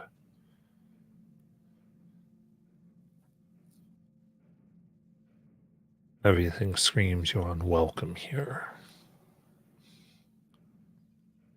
There's the tree. The look of something that should have been long dead, yet somehow lives, is before you. What would you like to do?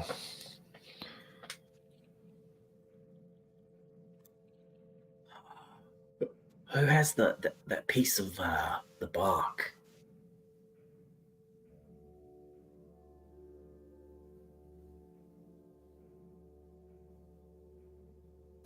I do.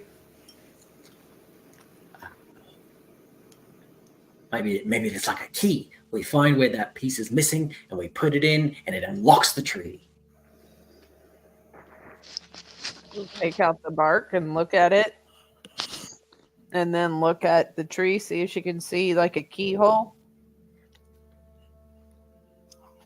for it, I guess.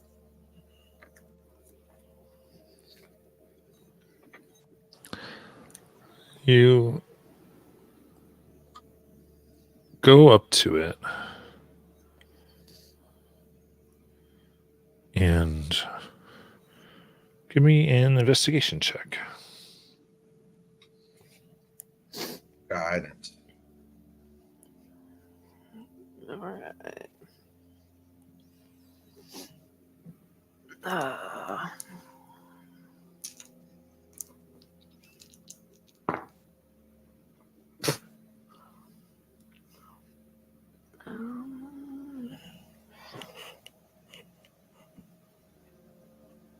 Dirty 20. Okay.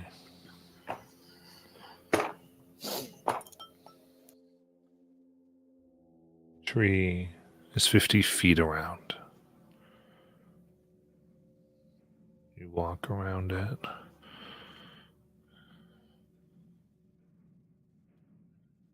Having to lift up and push to keep from your feet being snagged. And you find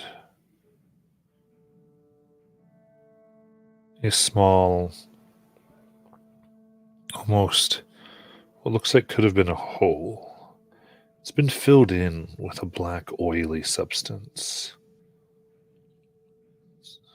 and that is somewhat hardened just a bit.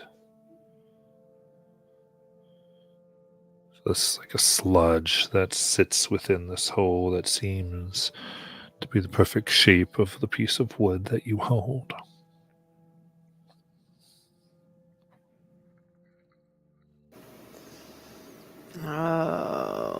Okay. Can she try to pick it out? Certainly. How are you picking it out? I guess she'll take a.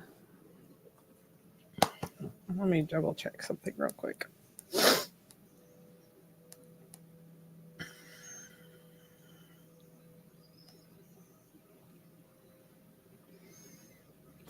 Well, first, yeah, no, yeah,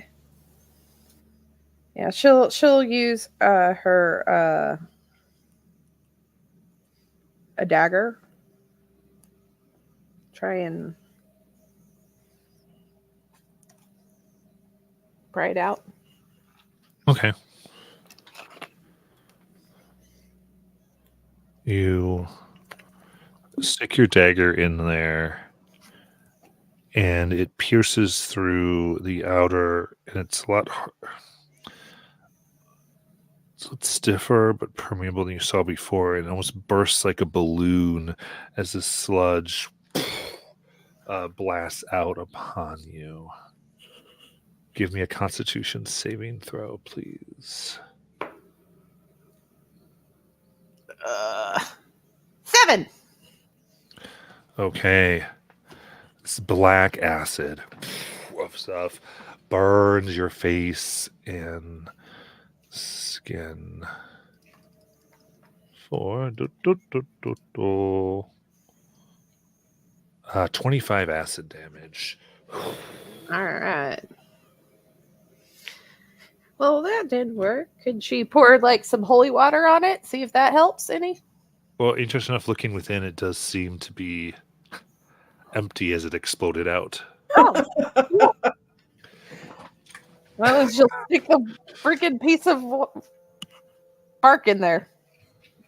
So your face, it's all. Are you okay? It's like I'm fine. half of it's kind of gone. It's Like, fine. I'm fine. Okay, if you're fine, I'm fine. Fine. Yeah, I'm fine. She'll put the bark in there. Insert it in.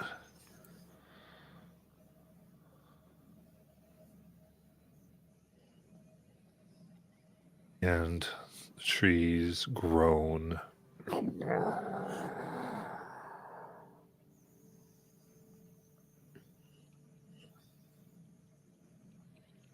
And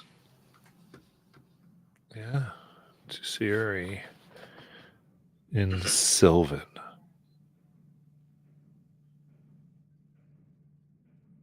All can hear, but the tree seems to lean towards Siri at this. What do you intend with the guarded treasure?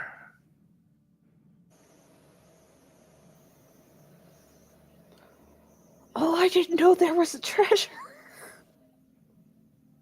Did you guys know there was a guarded treasure? Obviously, we're going to take it.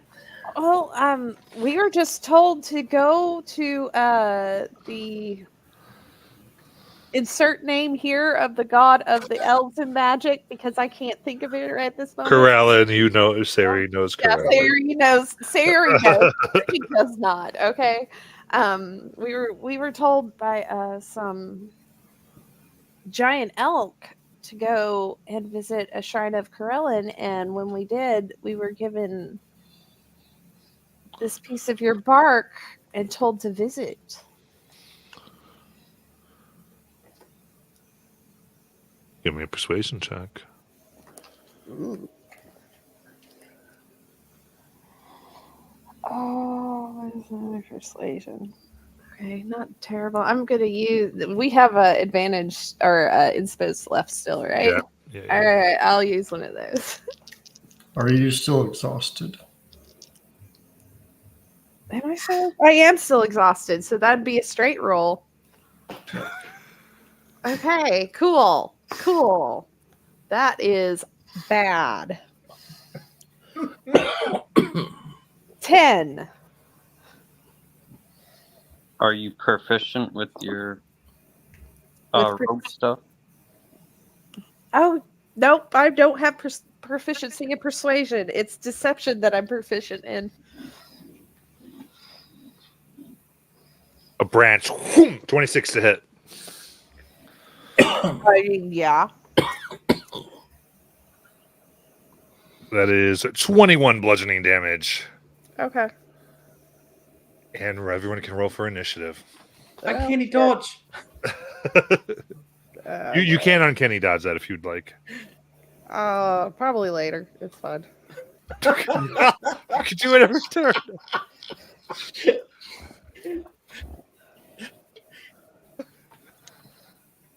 Oh man. Disadvantage. I had to roll twice because I forgot to roll at disadvantage. 15. I did too. I forgot to roll with disadvantage as well. I'm sorry. Hold on.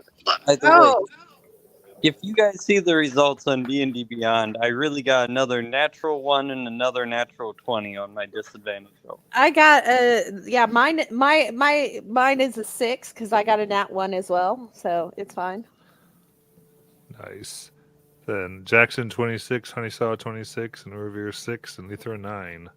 Mortis is 15, just in case it Yep. rolled the That's what I 19. got. Yeah, Okay. yeah. All right. It's a field. If you're on the ground, it is considered difficult terrain as things are grasping at you. We'll see what else happens, but we do not have a visual, so you can see this tree. It's just moving large, like I said, 50 feet round. It expands, is larger than that. And we will start. And Honeystar gets to go first. Okay. All right.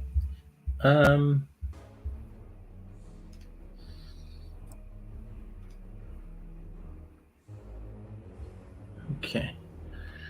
So this tree, is it next to a wall or is it just kind of out in the open? Out in the open. In the open? Okay, okay. So I could probably get like a fireball on it. Mm-hmm. Yeah, if you put, you can directly center it so that you can get it. Yeah. I'm trying not to hit anybody. Right. Okay. Correct. All right. Okay. So that will be a dexterity save. I'm casting. Yeah, it's this going at to least fail. Okay. And so that will be.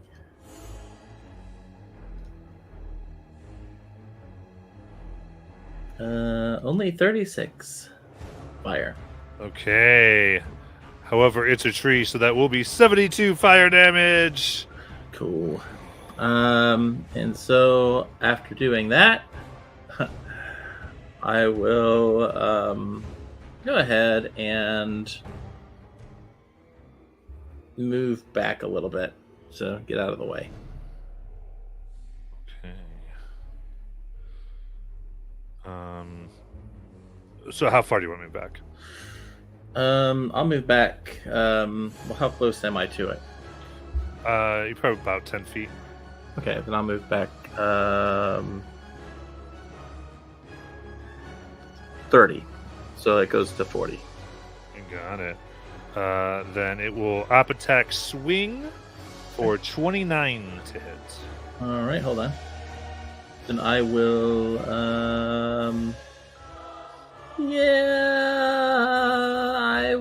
Yeah, okay, I'll take it. Very good. That's 10 bludgeoning damage. There you go. Jackson. Honeystar, I don't understand Sylvan anymore. Why are we fighting the tree? Why didn't Sayuri say to it?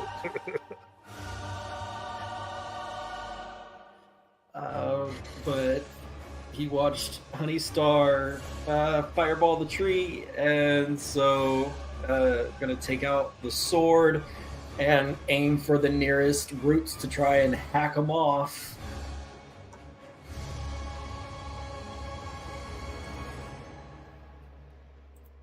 So that I'm not trying to kill a tree. I'm just trying to prevent the tree from hitting us by chopping off the limbs and roots. And then if it dies anyway, Jackson doesn't know. Nat 20. Nice. This. All right. So that's going to be. Oh man. So the first is the slashing.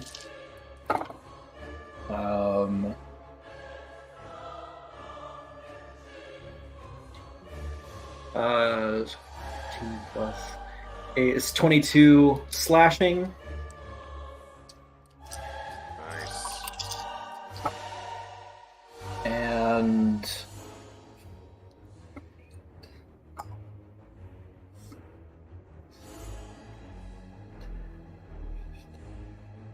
um 23 radiant.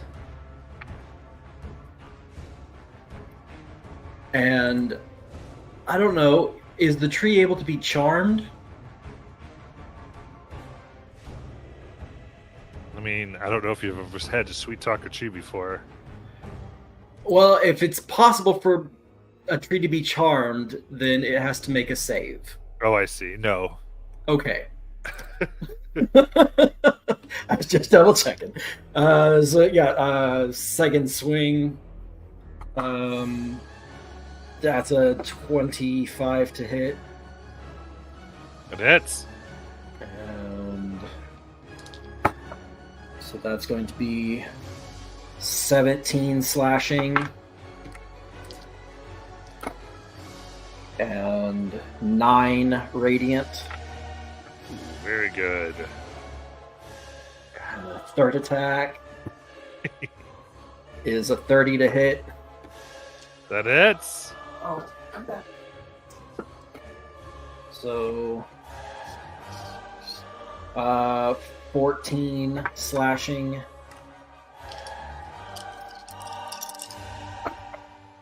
So, 8 radiant.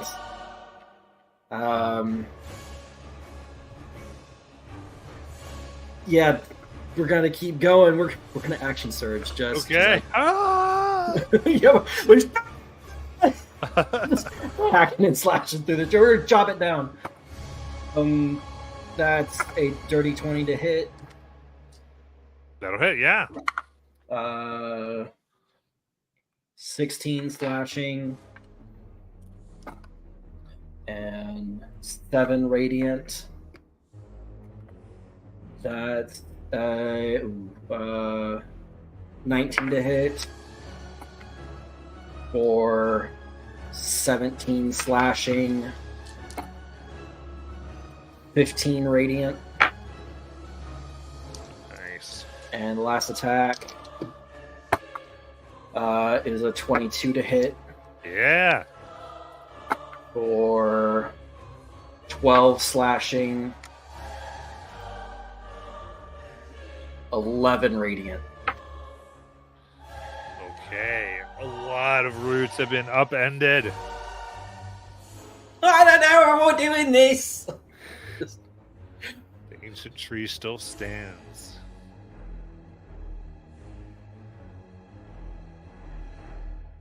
Okay, in that case.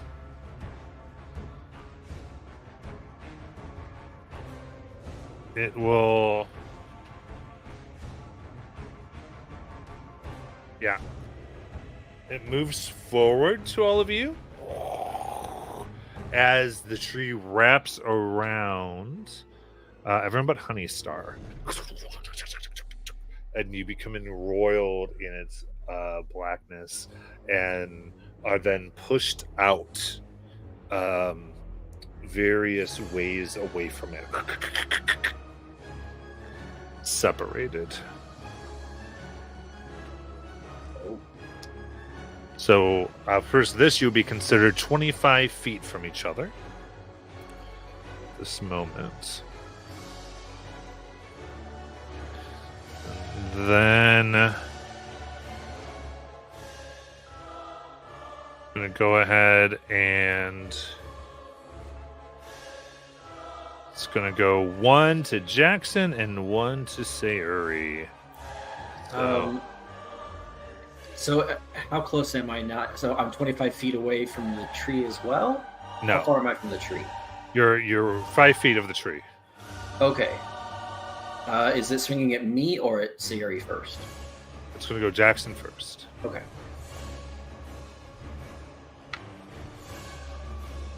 That's a dirty 20.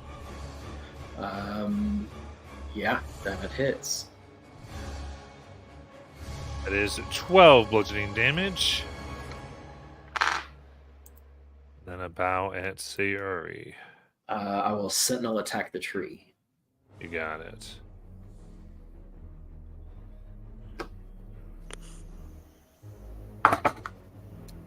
For a 25 to hit. That hits. So that is 13 slashing. Ooh, that's good. 14 radiant. It's sappied. And that is a 23 to hit Sayuri.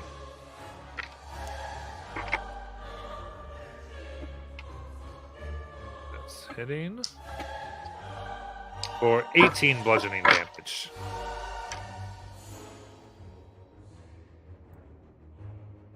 And Mortis.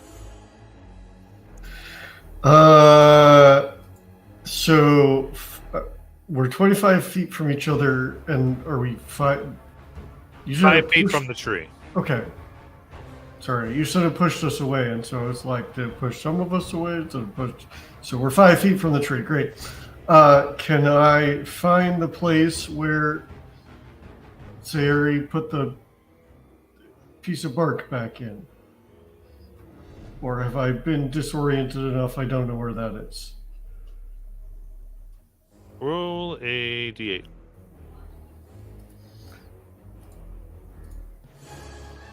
Two.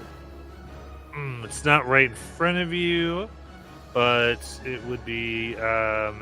You'd have to take your action to look around. Okay. Well, I'm not going to do that. What I'm going to do instead is, do I see it? Are there other black spots, or do we see black spots other than the one that we saw before? They look like the only one. Okay. Whatever, we're going to do it anyway. So I'm going to run up to the tree and I'm going to smash a vial of holy water on it. I assume that's just a attack, right? I'll tell you, you smash it, it's wet. Okay, so holy water doesn't do anything to it. Correct. I mean, you did water the plant, so it's, but that's about it. Does it take radiant damage? Oh wait, it's not. Okay. So it doesn't take any radiant damage. Correct. It is not a fiend, nor is it undead. Okay. Great. Second attack, I'll strike it with my fist. That's gonna hurt, but we're gonna swing anyway. So 23 to hit. That hits. Cool. 6 bludgeoning damage, and we'll try a stunning strike. Okay. You do see it is going to have it. There's a tree. Bludgeoning is somewhat resistant to, and your key goes forth trying to find something to grab onto, but there's nothing available to stun. Okay. Stun immunity. That's what I expected.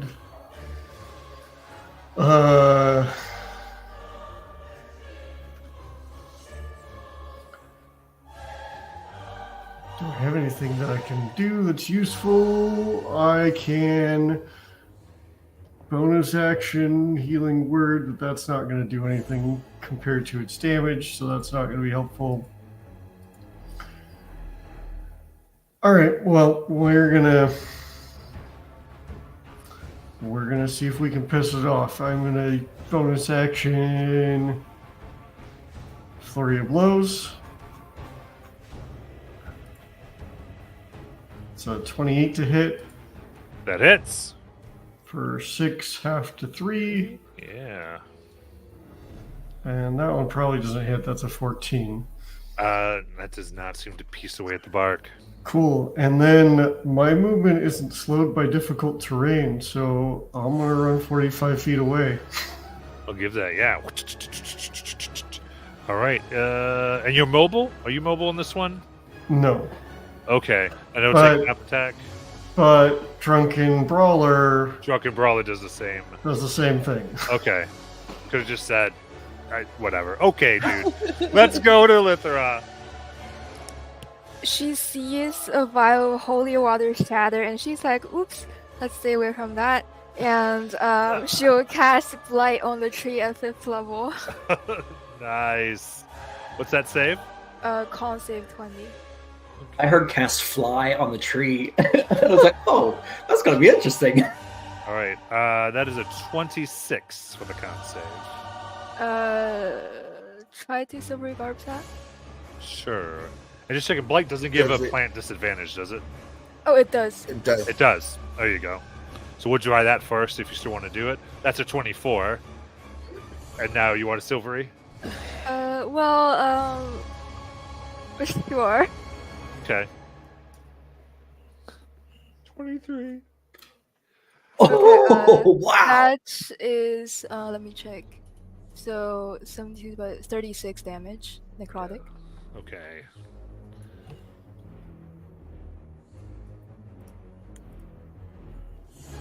And she wants to Misty Step 30 feet away from the tree Absolutely.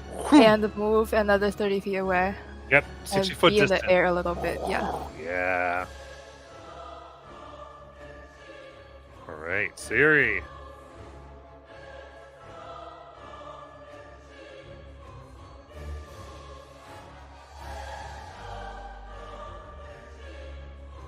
There, Courtney. Oh shit! I muted myself. Sorry.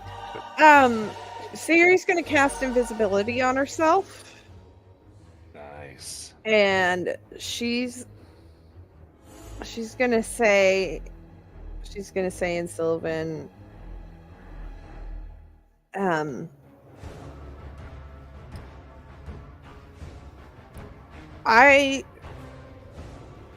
I won't attack back. I won't fight you back. We were sent here, and I know it's hard to believe, but I can't lie about that. As she face steps 30 feet back. I will allow another persuasion. It would be with disadvantage, but you already would do it with disadvantage, so Yeah. you can use an inspiration if you want. Oh, that's actually really good. Well, I mean, it's good for me. 17. 17. With your unwillingness to fight it, the tree, the limbs begin to calm, and it speaks back out in Sylvan.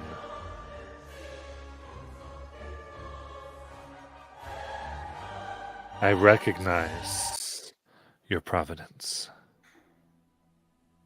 You are accepted as a color and scent.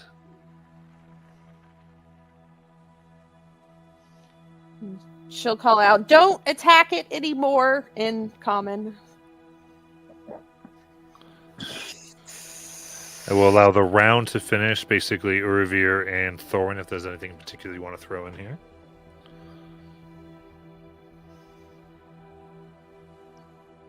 Nope. He's angry he doesn't get his turn to hit. No, if anything, I would just do my lay on hands on Sayuri to give her some HP.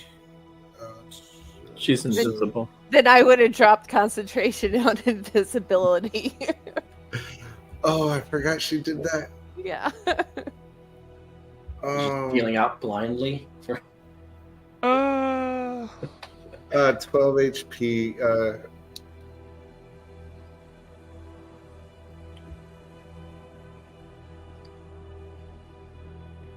So not fighting.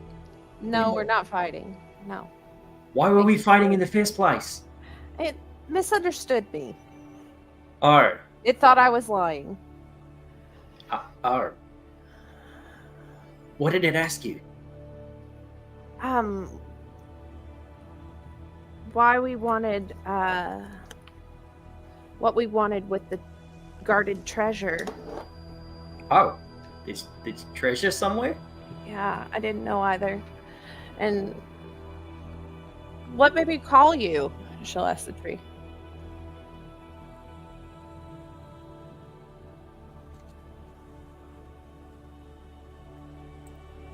It matters not, as you are here for my death. You seek what's within.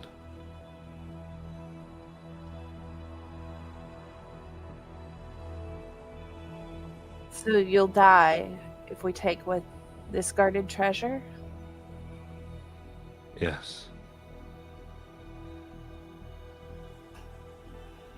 I guard it. It feeds my life.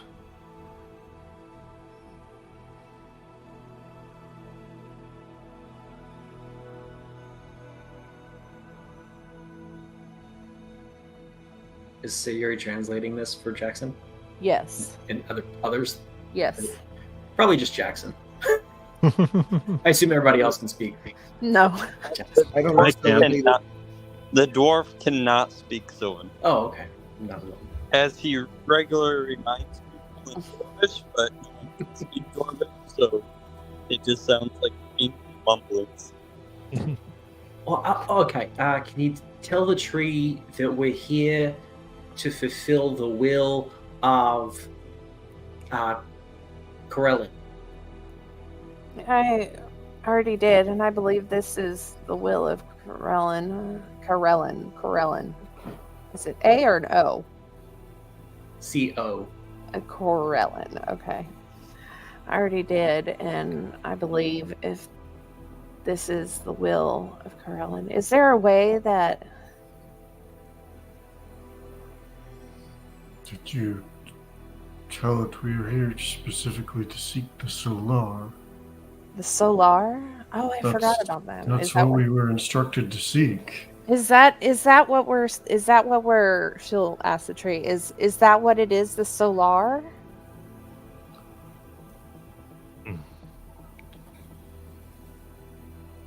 Yes. I don't want you to die. Wait, maybe there's like a seed of the tree that we can like plant somewhere else so it can have a new home elsewhere. Oh, good idea. Is there like a seed or something that we can take that we can replant somewhere else for you?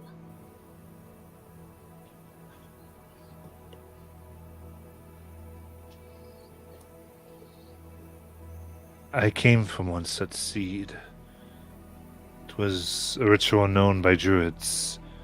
They brought it and performed it, but I remember it not. Oh. Okay. Well, can I have like a branch or a twig or something that we could remember you by? One of its roots comes up. And we may cut. She'll bonus action her blade of grass and cut through and cut off a piece. I thought we weren't fighting anymore. No, we're not. This is so the tree can be remembered. You're And- giving me a roller coaster of emotions here. You know that? Oh, you'll be fine, Thorin. Hey, tree, can you speak common? So we The don't. tree begins to scream at the cut Oh. as black and white sap just start gushing. Let's start using mending. And no! And you see you get stuck for a moment in what appears to be this large, almost football shaped pod is being pushed out. The Solar. Oh. Okay. It looks like a seed, but it's been cracked and damaged. Oh no. It will never be what it was meant to be. But it is still powerful. Okay. It is the last one. It's the last one. The World Seed.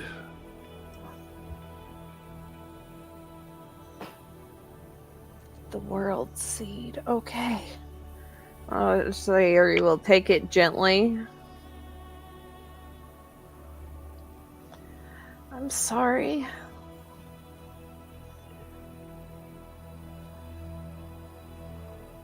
You take, and you see it now.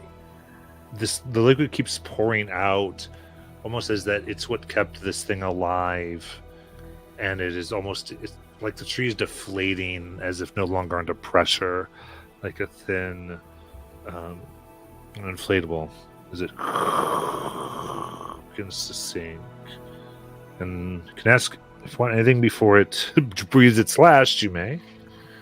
I think Mortis would kneel and say, "You guarded your charge well." Does anybody have any questions? Yeah, what do we do with it?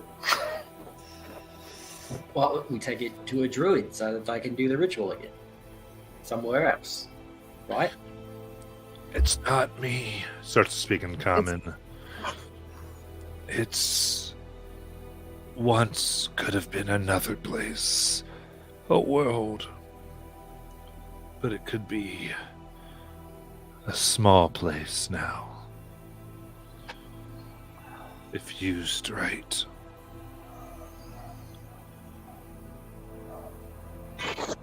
Okay. Well, would the World Seed, would I have learned anything about World Seeds in general, or the lore on World Seeds at the Lyceum as I was growing up? We'll do a high DC history check. Okay. Guidance. I don't have guidance. Someone else has. Nope, 16. Wait a minute. As a World Seed? That's what it said. No, I know.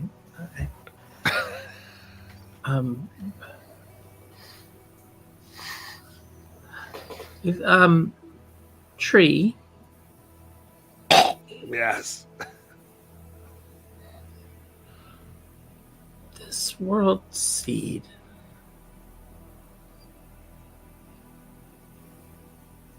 You said it came from a place that's now small.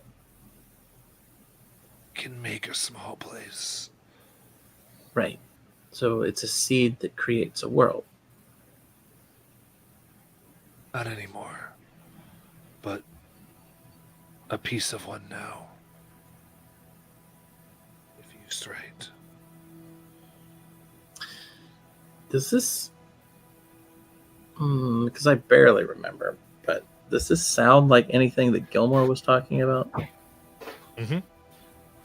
Okay.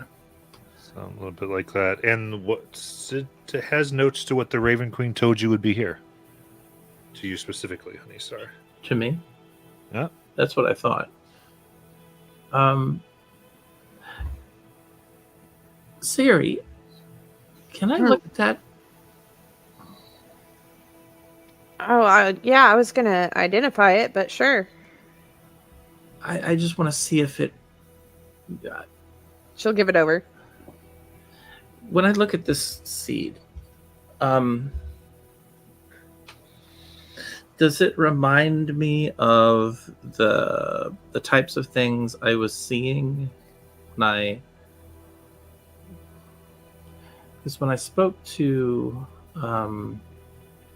Shinriel, and right before that, and does it remind me of the night and day and the orbs of light? Or no? I'm not sure what you're. When Honeystar was looking at, or when Honeystar, right after she had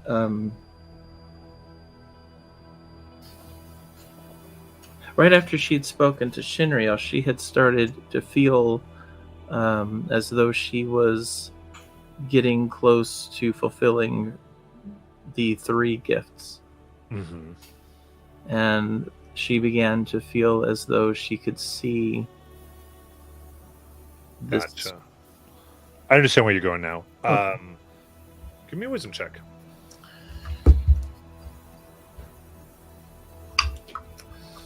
Oh no, not wisdom. All right. No. That one. Inspo in chat. There is. Can I re-roll it if I've already rolled it though? Go for it.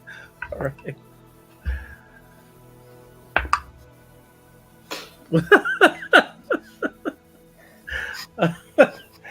Just a straight wisdom check. That is that's a 5. Wisdom is not her strong suit. Let's put it No. like that. You look upon it, and it's almost as if there are constellations that have been grown through the roots that surround it. You do see the heavy damage. Mhm. Right. And as you just sort of look and go, what is this? As your fingers move and some of the outer layer, it seems so fragile, could come apart, so you don't push it too much anymore. There is a briefer spark of that color light, Gotcha. indicating there's something left in it.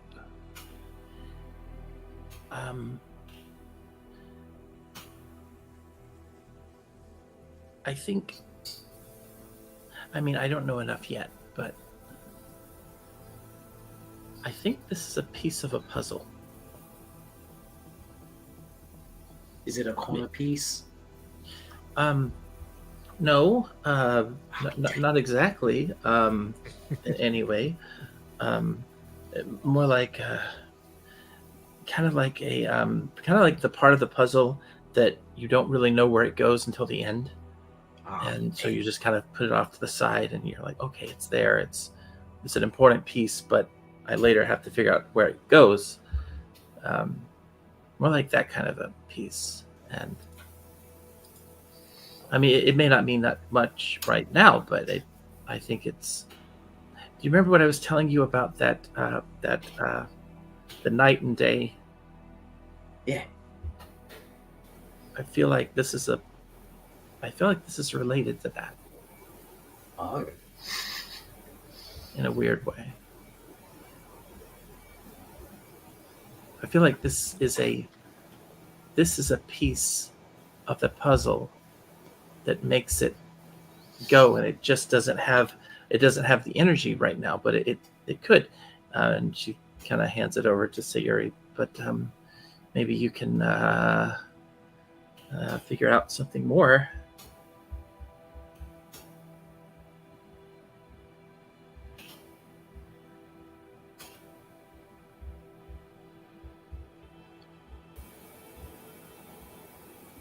Push that to Siri.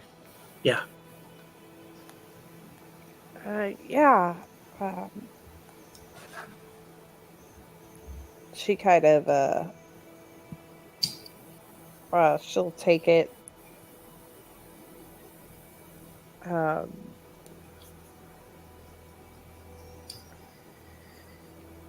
She's not gonna she has a hand on the tree as it deflates and as it's dying and everything, and so she's a little distracted at the moment, but whenever it's finally gone, she'll cast a identify on it.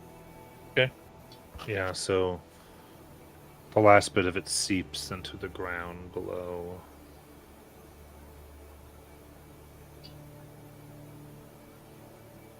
And you try to understand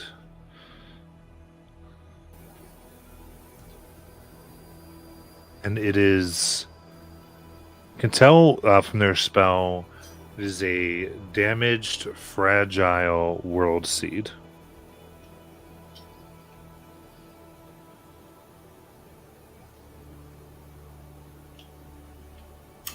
And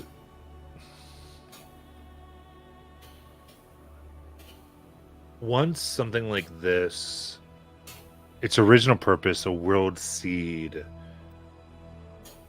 once properly fertilized and germinated, could be let loose into the astral sea to create a whole world.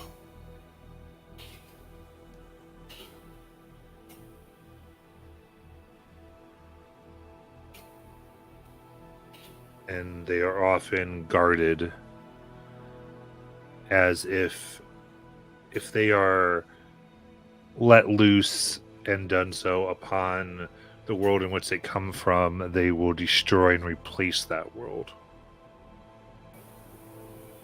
So they're very dangerous.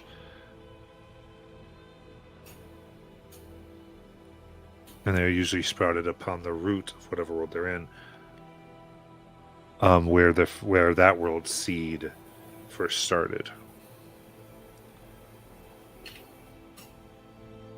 This one has lost that ability, but still possesses a fair amount of power and could be used as a component for some magic related in that manner, for separate realities or other types of places, depending.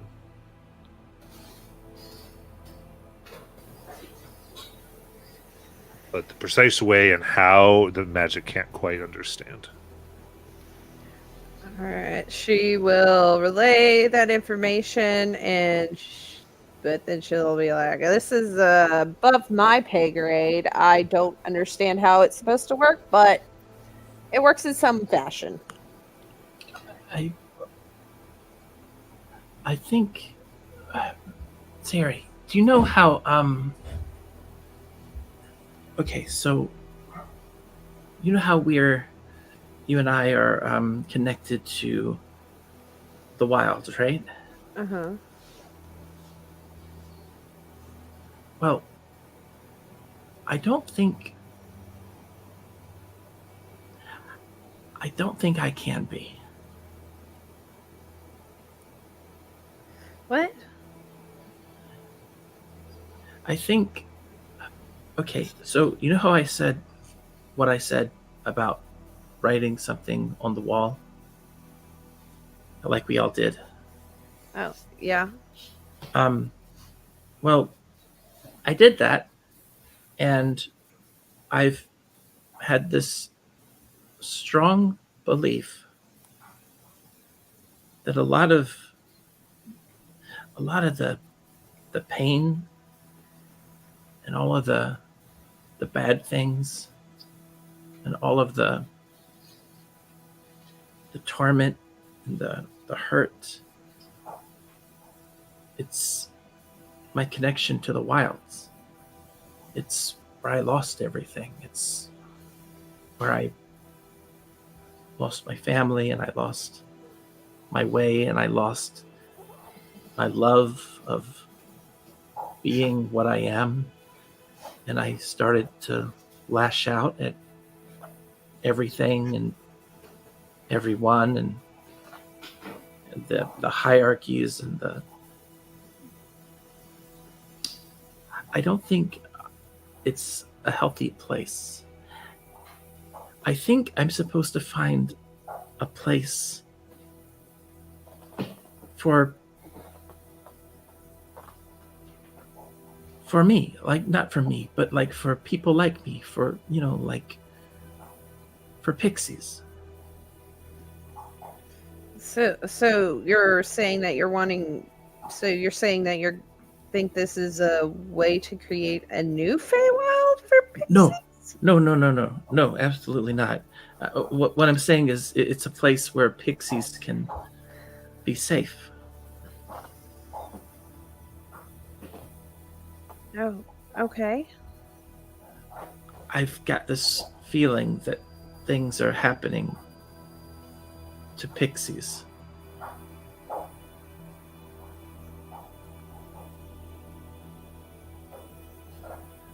It's Yeah. not. I don't want power. I don't want to be a queen anymore. I don't want any of that. I just want a place where I can be free, happy. Where I may not have my old family, and not that I don't think of you all as family, but there are a lot of pixies that don't have families anymore.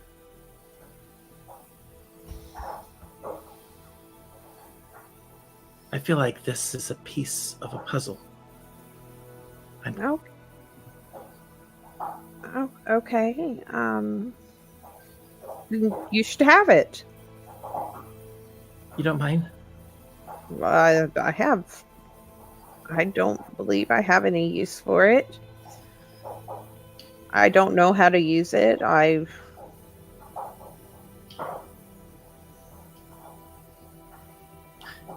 Well, I know it's not our way to thank each other, but just know that if I could, I would right now. She'll nod.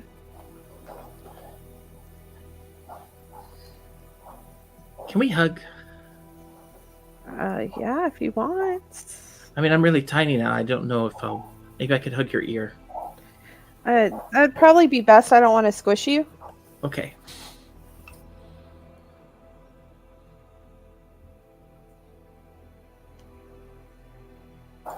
Just like hugs the side of your head.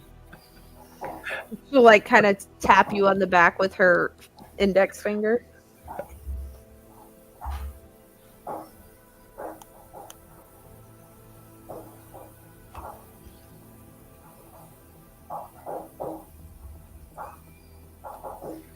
All right. Anything else? You said it was damaged. Do you think we caused that damage by attacking the tree? Possibly. But the good news is I'm sure there's a place or something that could power it again. Maybe Gilmar might know something if we ever pass by him again. Is it wise to power again? I mean, if it's... I mean, maybe we should learn more about it before we power it again. And Jerry just said that if it were to be unleashed, it could destroy the world and replace it. Exactly. I don't think it should be unleashed here. And not in the wilds, but somewhere else.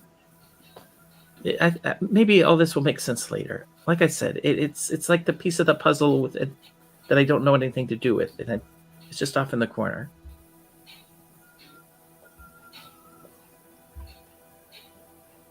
I think we found what we came for, and so now we got to head over to looking for a mountain range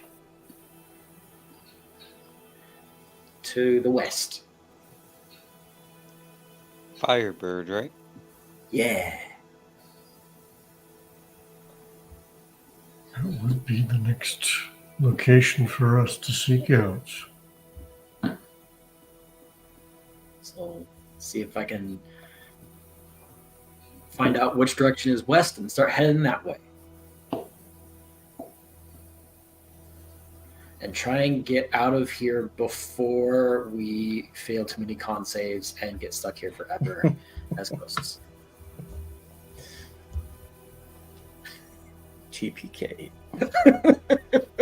We got lost in the mountains for a month. Let's not get lost in the Gray Valley for longer than 7 days, I think.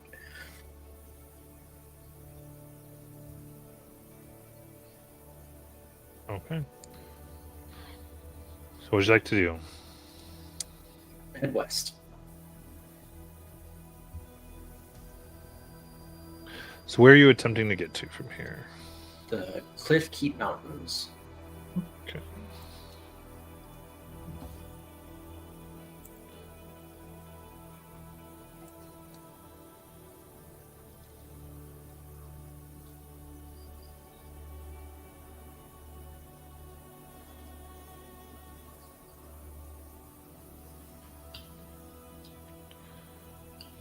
How late in the day is it, Matt? Because I know it's expanded like 4 sessions, so I'm just... Is Sure. I mean it's still I would not it's not long rest time as of Okay. yet. I'll say.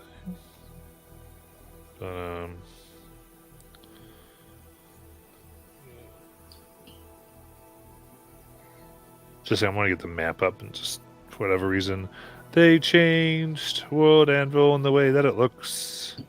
Oh no. I'm trying to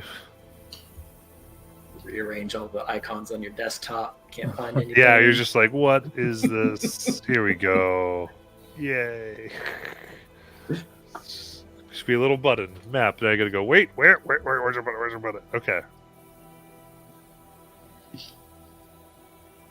Okay, so in general, so you're trying to find the like it's a big area. Nope. We were not given a more focused area to find a Firebird than Cliff Keep Mountains. Oh boy. Okay. I mean, I suppose if we visit a town, they might be able to tell us where to look for a Firebird, but Ask for directions. Or even like look for scorch marks along the mountain range. I don't know. or maybe, just maybe, we're lucky enough to watch it fly past. Or if we get out of the Gray Valley, I think we have multiple people to talk to animals, don't we? Yeah, probably. I think I can. That's one of my spells. Yeah.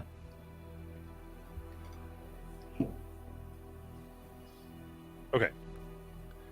In that case, who is leading the expedition?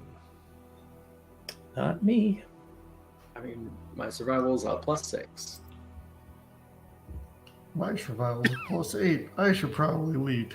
Let's go! From Hayatapa Rula. But aren't you also Exhausted? Yeah. Yeah. Oh no. Guidance.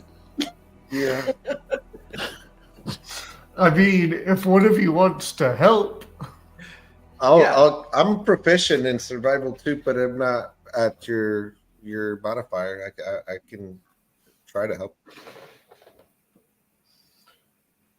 So now your call straight roll? Okay. Okay. Someone without exhaustion is helping, right? No, I have exhaustion. I can. I have. It probably doesn't matter. And I'm not exhausted. I rolled terribly. Okay, give me a straight one. It was 12. Wow. Oh, plus guidance. So where's my D4? I can't do guidance for this because this is a long period of time. Guidance is Okay, well then 12. Okay.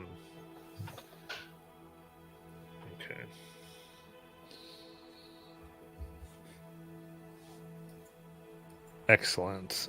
In that case, give me a D8, Moritus. Okay. That is a 6. Okay.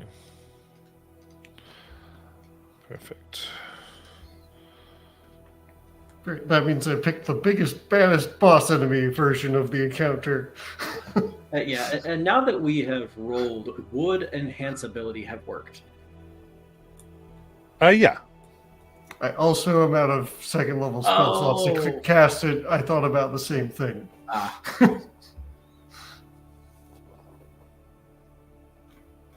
Very good. So, but yeah, anything else you guys want to? Oh, is your heading? Anything else you guys want to talk about? It's up to you. Take this next piece up. Yeah, just as we're going, Jackson will go up by Honeystar. Honeystar, I was thinking about something. Yeah. When we were back down in the Shadowfell in the realm of the Raven Queen, and we found your sister, kind of where she was. At first, I kind of had the same feeling that you did. Like, it should be more proper. Wait, who are you talking to? Honeystar. We found Sari's sister. We found Thunderwing. And Thunderwing. Thunderwing was strung up. Her body was strung up and displayed. Mm-hmm. Oh, that's right. Okay, I'm with you now. Okay, I remember now. Gotcha. It's been a minute. Okay, I'm with you. Sorry. And at first, I thought it needs to be more proper than this. She should have burial rites or something. But the more I thought about it, I kind of realized that maybe in her own way, that's what the Raven Queen did for her as best she could, because they said that she was a phylactery, but all the other phylacteries got thrown off the bridge, discarded and spit on. And that's not what they did with Thunderwing.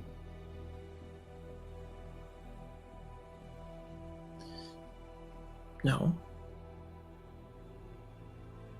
they didn't. But why do you bring it up?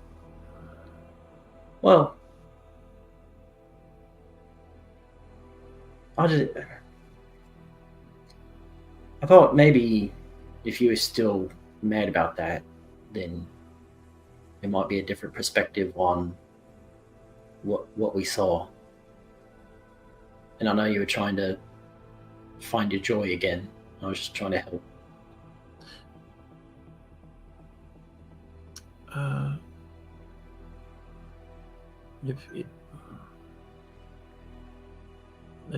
different. Oh.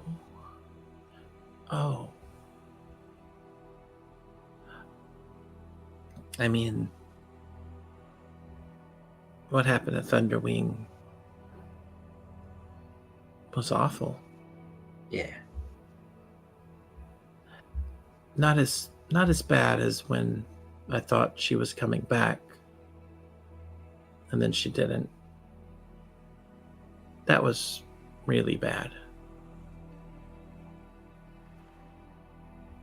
And part of joy, I think, is to not forget, just to, but also not to use it for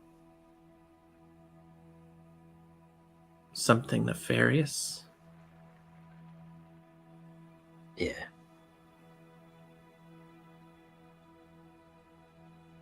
It doesn't make me angry.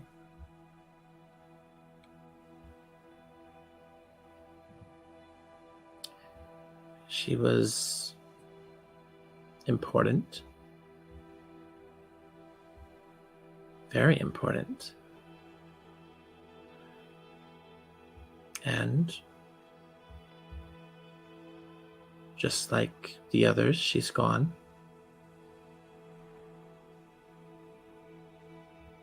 I miss all of them, though. Not just her.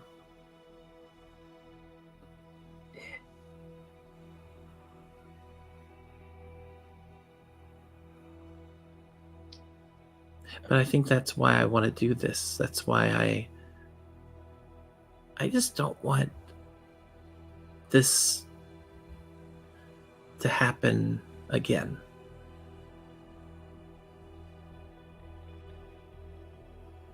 And I'm not saying that I have a solution that's going to guarantee that it never happens again, but maybe, I mean, let's face a few things. I mean, I think not everybody takes pixies seriously. The truth is, we're not as serious as everyone, but there are times we are. I mean, we're not just court jesters, you know? Yeah, because the Sailor guy said that pixies are stories, and sometimes stories are serious. Exactly. It's a lot of power. With great power, I don't know. Maybe I'll finish that line someday. At the end of a story. Mm-hmm. Yeah. But don't worry about me. I'll be fine. I'm actually more worried about Sari and Lythra, actually.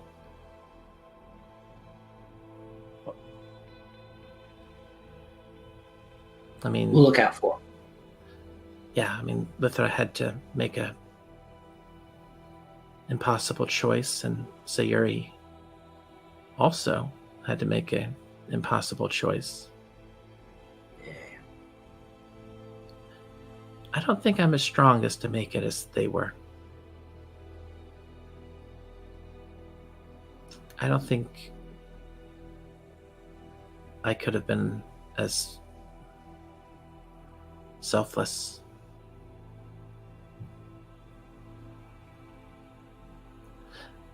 But I'm more worried about them.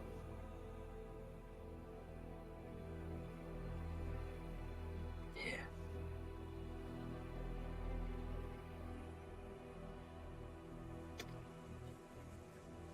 As we traverse west, I will keep a lookout for the tracks and the scarring that we saw when we came upon the corpse, of the Harengon. We saw the serration and the marks of whatever had killed the Harengon back in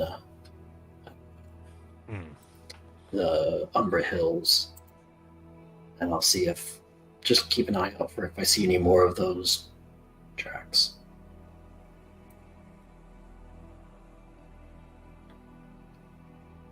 All right. So with this, we're going to do 3 more con saves coming through the Gray Valley with the survival check. And so this is going to represent travel. We'll talk about because con saves will affect how long rests will work for you. So the first one will be a 20, second will be a 25, and the third will be a 28. Well, then I'm going to fail 2 of those. Same. Oh, we have to roll all 3? I'm going to fail no. all 3 of those. Do we have to do it in that order, I guess? Like 20, It would be 25? it would be in that order specifically. Con check or con save? I must Save. Okay. All right. I have another important question. Are each of these checks after a long rest? Because I would have Indomitable back. Yes, so you would get Indomitable. You wouldn't get it for the first one, but you'd get it after. Well, unless you already have it. Let me double check. I think I do, and I'm using it.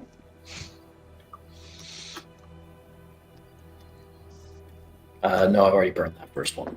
Okay. Oh no. The first one fails.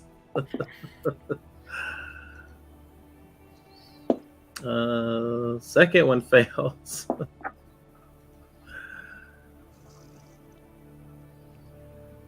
Oh no. The third one fails. But I got progressively better. Not good enough. The highest was a 24. There was just no way for me to even save on the last two, so Yep, I didn't even I'm in bother. the same boat. Yeah, I didn't even bother. So, yeah, this is a level of exhaustion per fail. Oh So, I've got 4 levels of exhaustion. Same. Cool. The DC was 20, 25, 28, or Yes. okay. Yay! So I succeeded on the first one, failed on the second one. My speed is halved.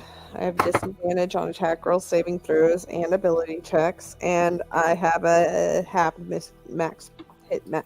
maximum hit points. Cool. Cool. But we do have a long rest in between those at some point, right?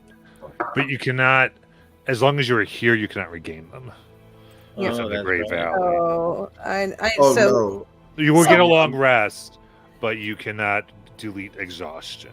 okay, so And we it cannot be cured by Greater Restoration until you're out of this Okay. place. But slot. Okay. Yes.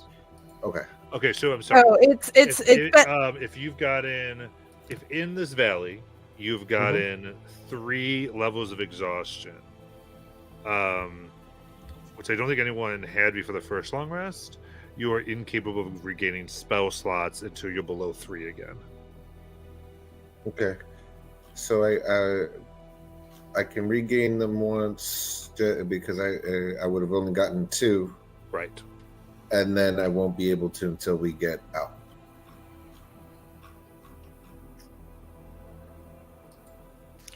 what? So basically, everyone should be filled up on spell slots because you would have gotten a long rest as well as HP.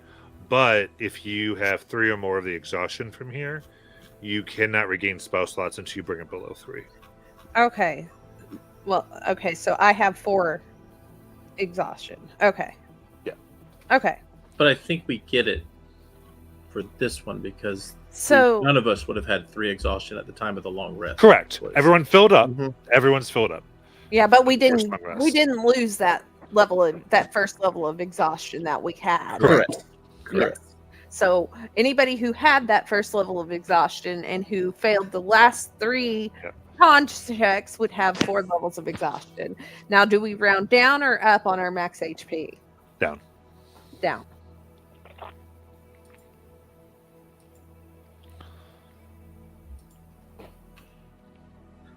So,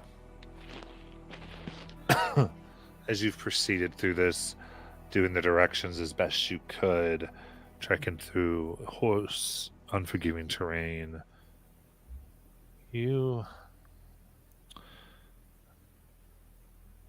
finally push out, up and over, climbing mountain after mountain. Oh, sorry. Level after level of mountains out of the valley. The valley itself is surrounded by 3,000 foot peaks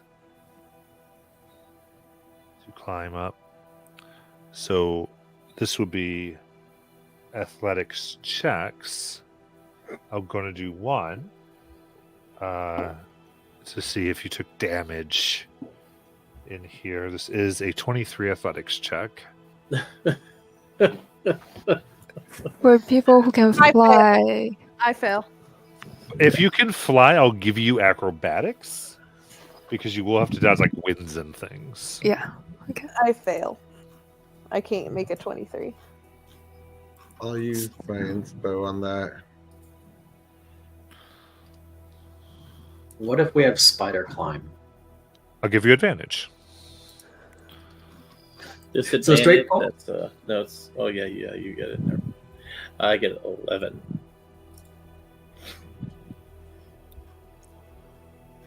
Oh, that's right. That would make it a flat. Yeah. So fair here will be you're emerging with 20 damage. Wait, what damage? 20 damage. And what was the save? Yeah, it's 22? just damage. I'm not giving it a type. It is not resistible. The save is the check is a 23. Okay, I failed. Are you okay, Sayuri? Perfect.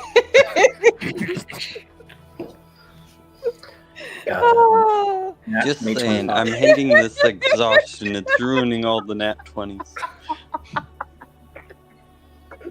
Oh. Oh man, I'm good.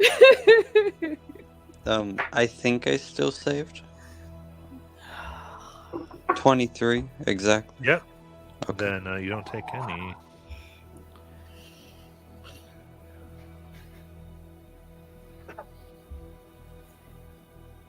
In that case. Oh.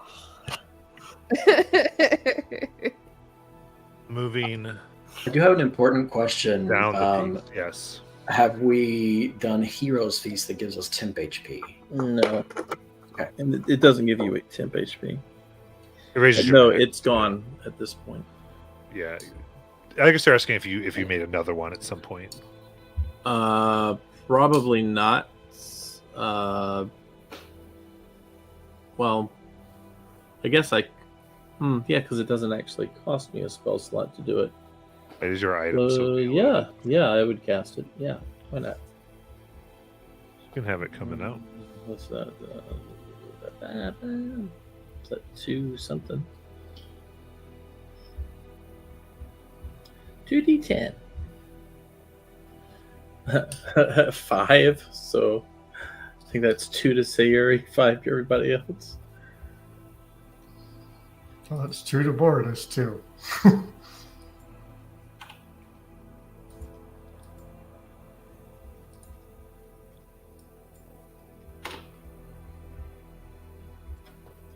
All right. Then, as you descend down on the other side of the valley, trying to get fully out of the effects and into more hospitable areas, as this extreme cold is not, you're not capable of regaining anything at the peaks. Proceed further, and the bitter cold gives way to a near burning heat as you get lower and lower here. You begin to see large forms,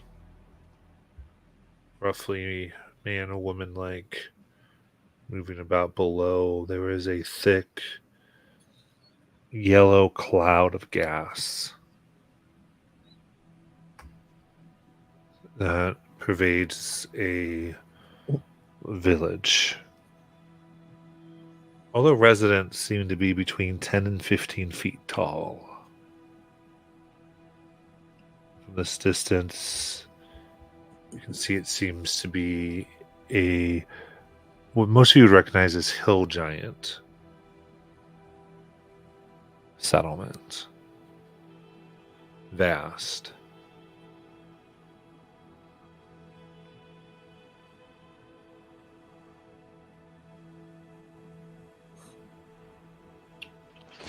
Well, I speak giant. Does anybody else?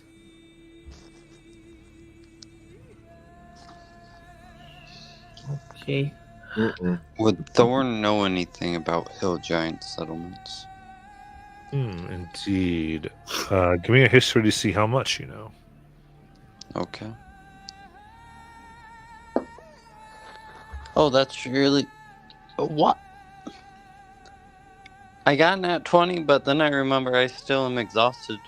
I think the dice are just taunting me at this point. I really do. That's gonna be a 24. I've got expertise. Wait, no, math. 16 plus 9 is 25, not 24. Right. Okay. And you do recognize this. You've been in Craghammer. You know the gnomes of Witterback. This place once was that city. 400 years ago, a band of hill giants found this place, and they were known for their hot springs. And began bathing here. This was once a tens of thousands of gnomes lived here at one point. They believed in technology above all else and made vast, amazing machines. However, the giants bathing shifted the pillars of the city and unleashed volcanic gases and heat in explosions.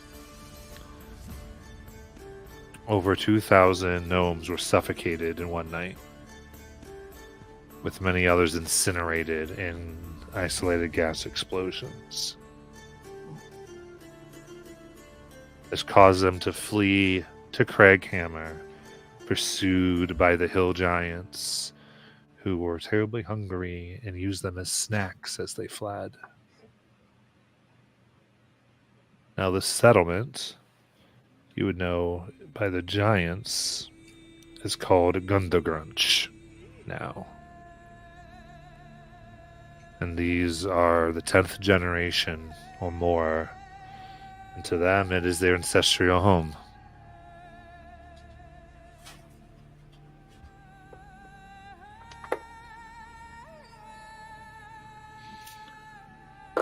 Yeah, I would not recommend going into the yellow cloud of fog or talking with any giants. They like eating people and things. Well, do we want to try to go around them? Yeah. If it's not safe to go down there and talk to them, I guess my only choice is to try and go around the outside and keep on going until we find a safer place.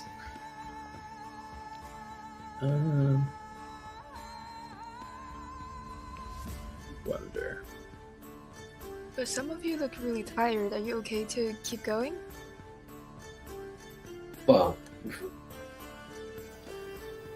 I mean, I am tired. It's been a rough 3 days, but I'd rather press on and try to get somewhere we can camp in safety than try and camp here and get attacked by giants in the middle of the night.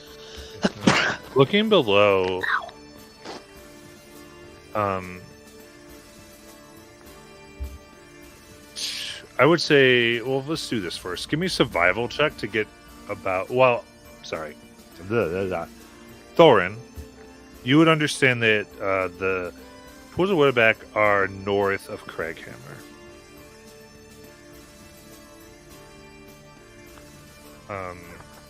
And you basically have your choice between the mountains, traversing in the harsh mountains, or trying to make your way through Witterback and then finding a valley that curves down to the south.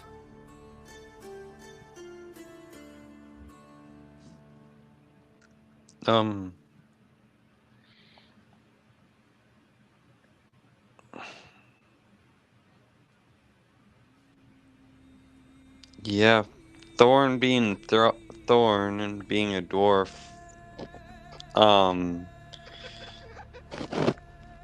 would say it in a way to make it sound like the mountains were a far better option.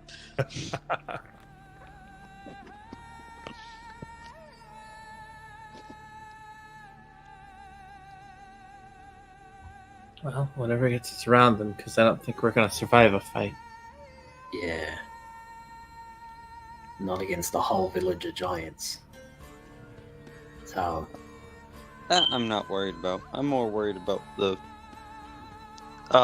gaseous cloud that killed 2,000 gnomes in a single night.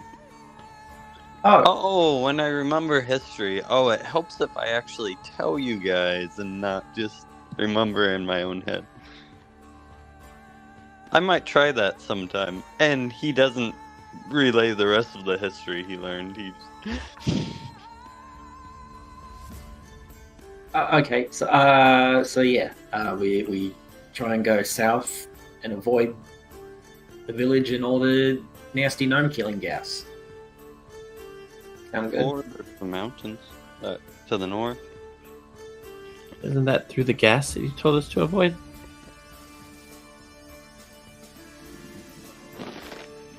I thought that the two options were to avoid the gas. Is correct, Matt? Yeah. Yeah. So the mountains would avoid it, and then going through the valley would also avoid it.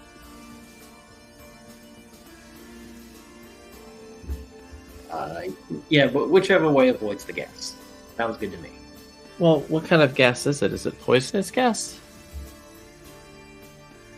From the stories, it's fiery explosive gas. Oh. Well, that's not good. From the volcanic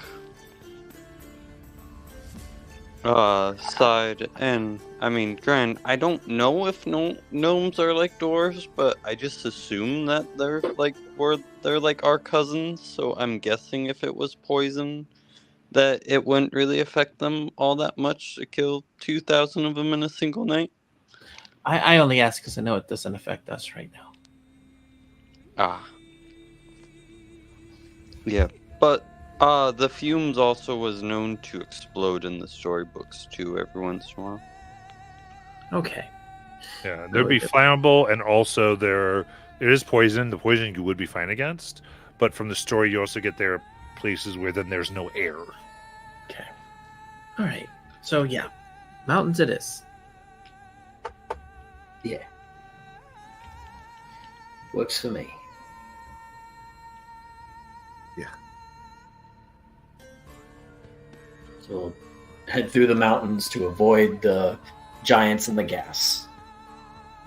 If I understood that correctly.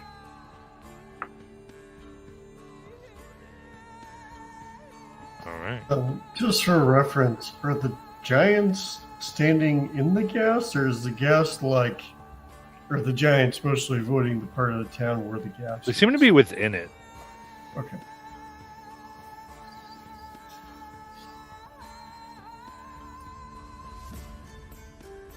After enough generations, they just get used to it.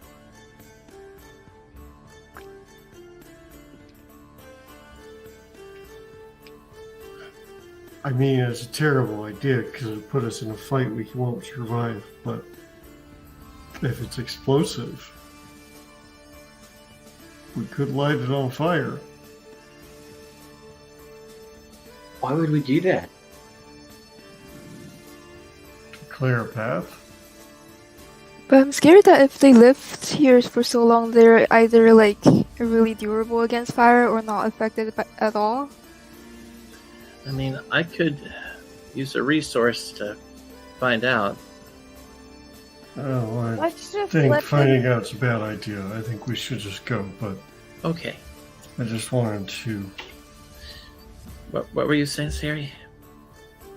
Let's just go. Leave them be. They're fine where they are. We don't need to worry about them right now. Yeah, I was thinking the same thing. So, let's hit these mountains and let's get out of here. Here we go. Okay. So,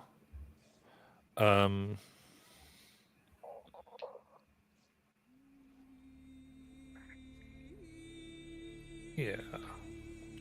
Let's do it this way. I want to tell how everyone is helping. going through here. So we're looking skill challenge. So skill challenge, to be clear, it would be a roll based on one of your skills. Ultimately, is what we'll call for. So even if you cast a spell, we're still going to give you like a skill type that's associated. If I call for this for one that has already been made, it will be at a higher DC for repeating. And we, in this case, are actually going to look for 4 successes before 3 fails. We're at disadvantage, right?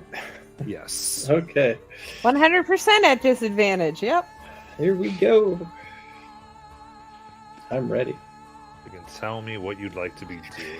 I know exactly what Honeystar wants to be doing because I'm going to pick something I'm good at.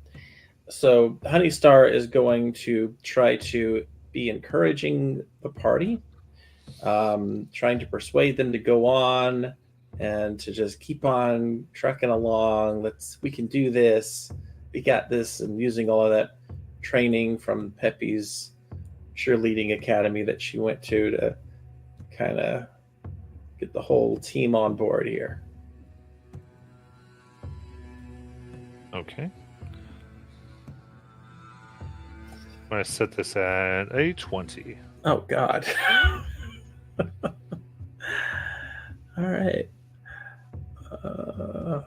Wait, hold on before I do anything. No, I do not. Okay, here we go. Disadvantage. Wonderful. So where are skills again? Oh, they're right in front of me. Okay. Persuasion. Okay. Oh no. 12. That's with a +9. Oof. Ooh. Disadvantage. Okay. So, voice and cheers unfortunately wane against the frigid cold upon the mountaintops. Next.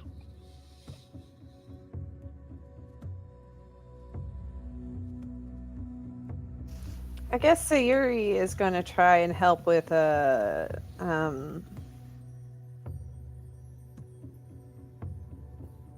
like keeping people from stepping on like loose rocks or try and help with finding footing. Good footing so nobody falls. Okay. Trying to use perception on this. Okay.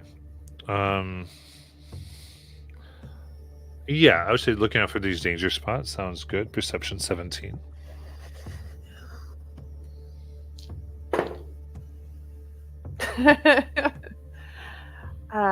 Yeah, that's actually really good. 26. Ooh. 1 fail, 1 success. Very good. So Harper is able to traverse this stuff with little to no problem. And so what Jackson does is he ties the rope around her waist, and she goes up to a place, and then he's 30 feet away, and then he switches places with her so that the rope is around his waist, and make sure that she finds a good place, and then whoever needs it, he's bracing the rope so that they can climb better. Okay.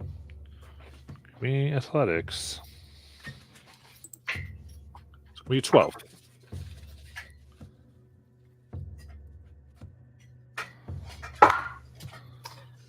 That is a 16. Okay, 2 successes and a failure. Thorn would have tried going through his mind and remembering any history he can on it when the first Sovereign's battle and any battle maps and anything like that he would have found in his father's libraries while he was training in the military histories and everything like that for possible mountain passes and maps and stuff like that. I like that. Looking for a well-worn path based on your history. Yeah. Give me history 17. Okay. Fingers crossed applesauce.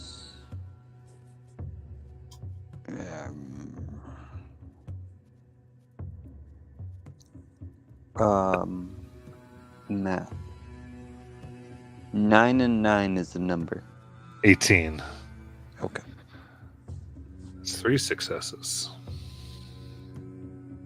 Given that the mountain range is like really cold, Lithra would like to keep everyone like okay-ish by casting prestidigitation and other spells, so angling for like Arcana side.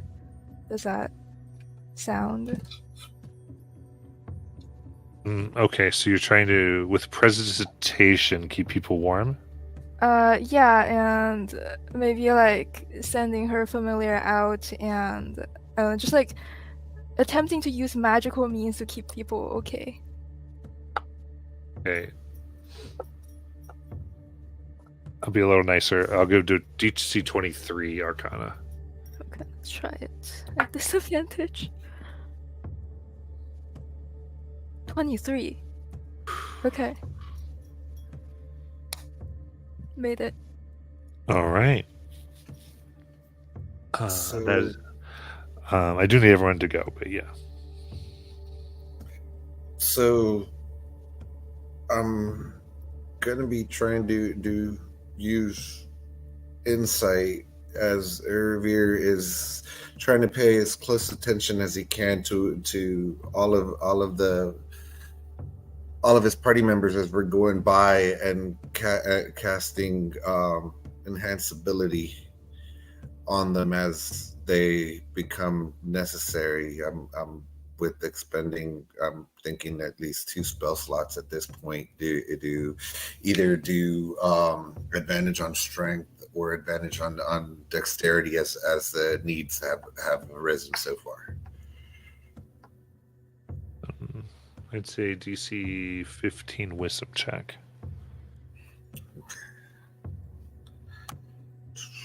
Disadvantage. 16. Okay. And I think that just leaves Mortis. Unless I missed somebody, but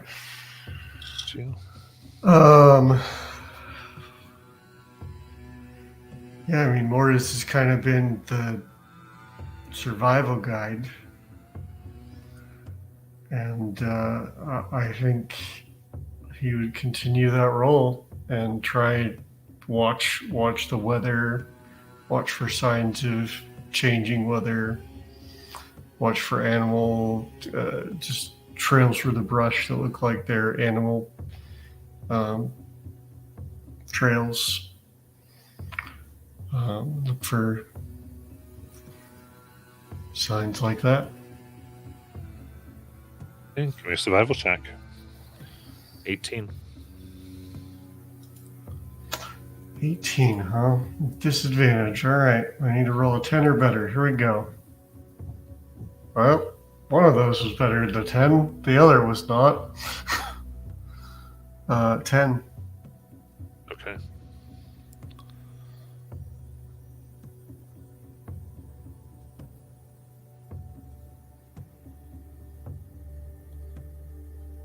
In that case, the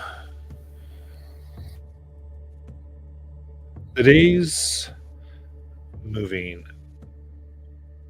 You are able to get just barely enough rest, but you are able to get the benefits of a long rest for your exhaustions. A single one over the course of a few days' travel.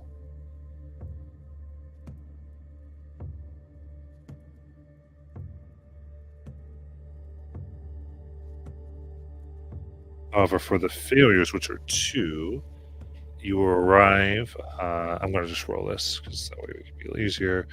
2d6 off your max HP. For now.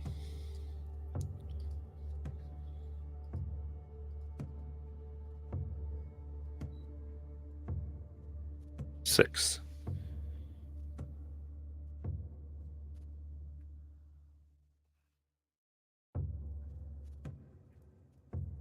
And thankfully, you finally find smooth paths.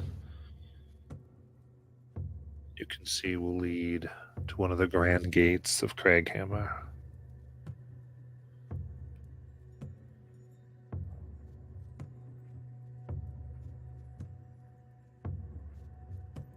On the way, there are dwarves in black and gray clothing, tight, fitted with what looked like to be a combination of notebooks and writing utensils if they're taking notes, as well as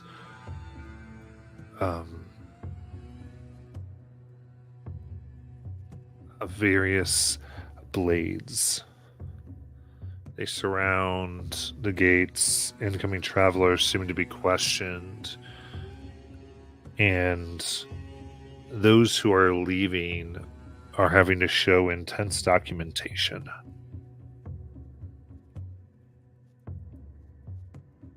Some look like they are turned back into the city and refuse to be let go.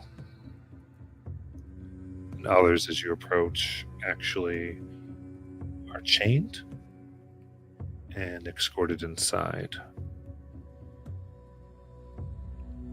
As this next band who just finished up sees all of you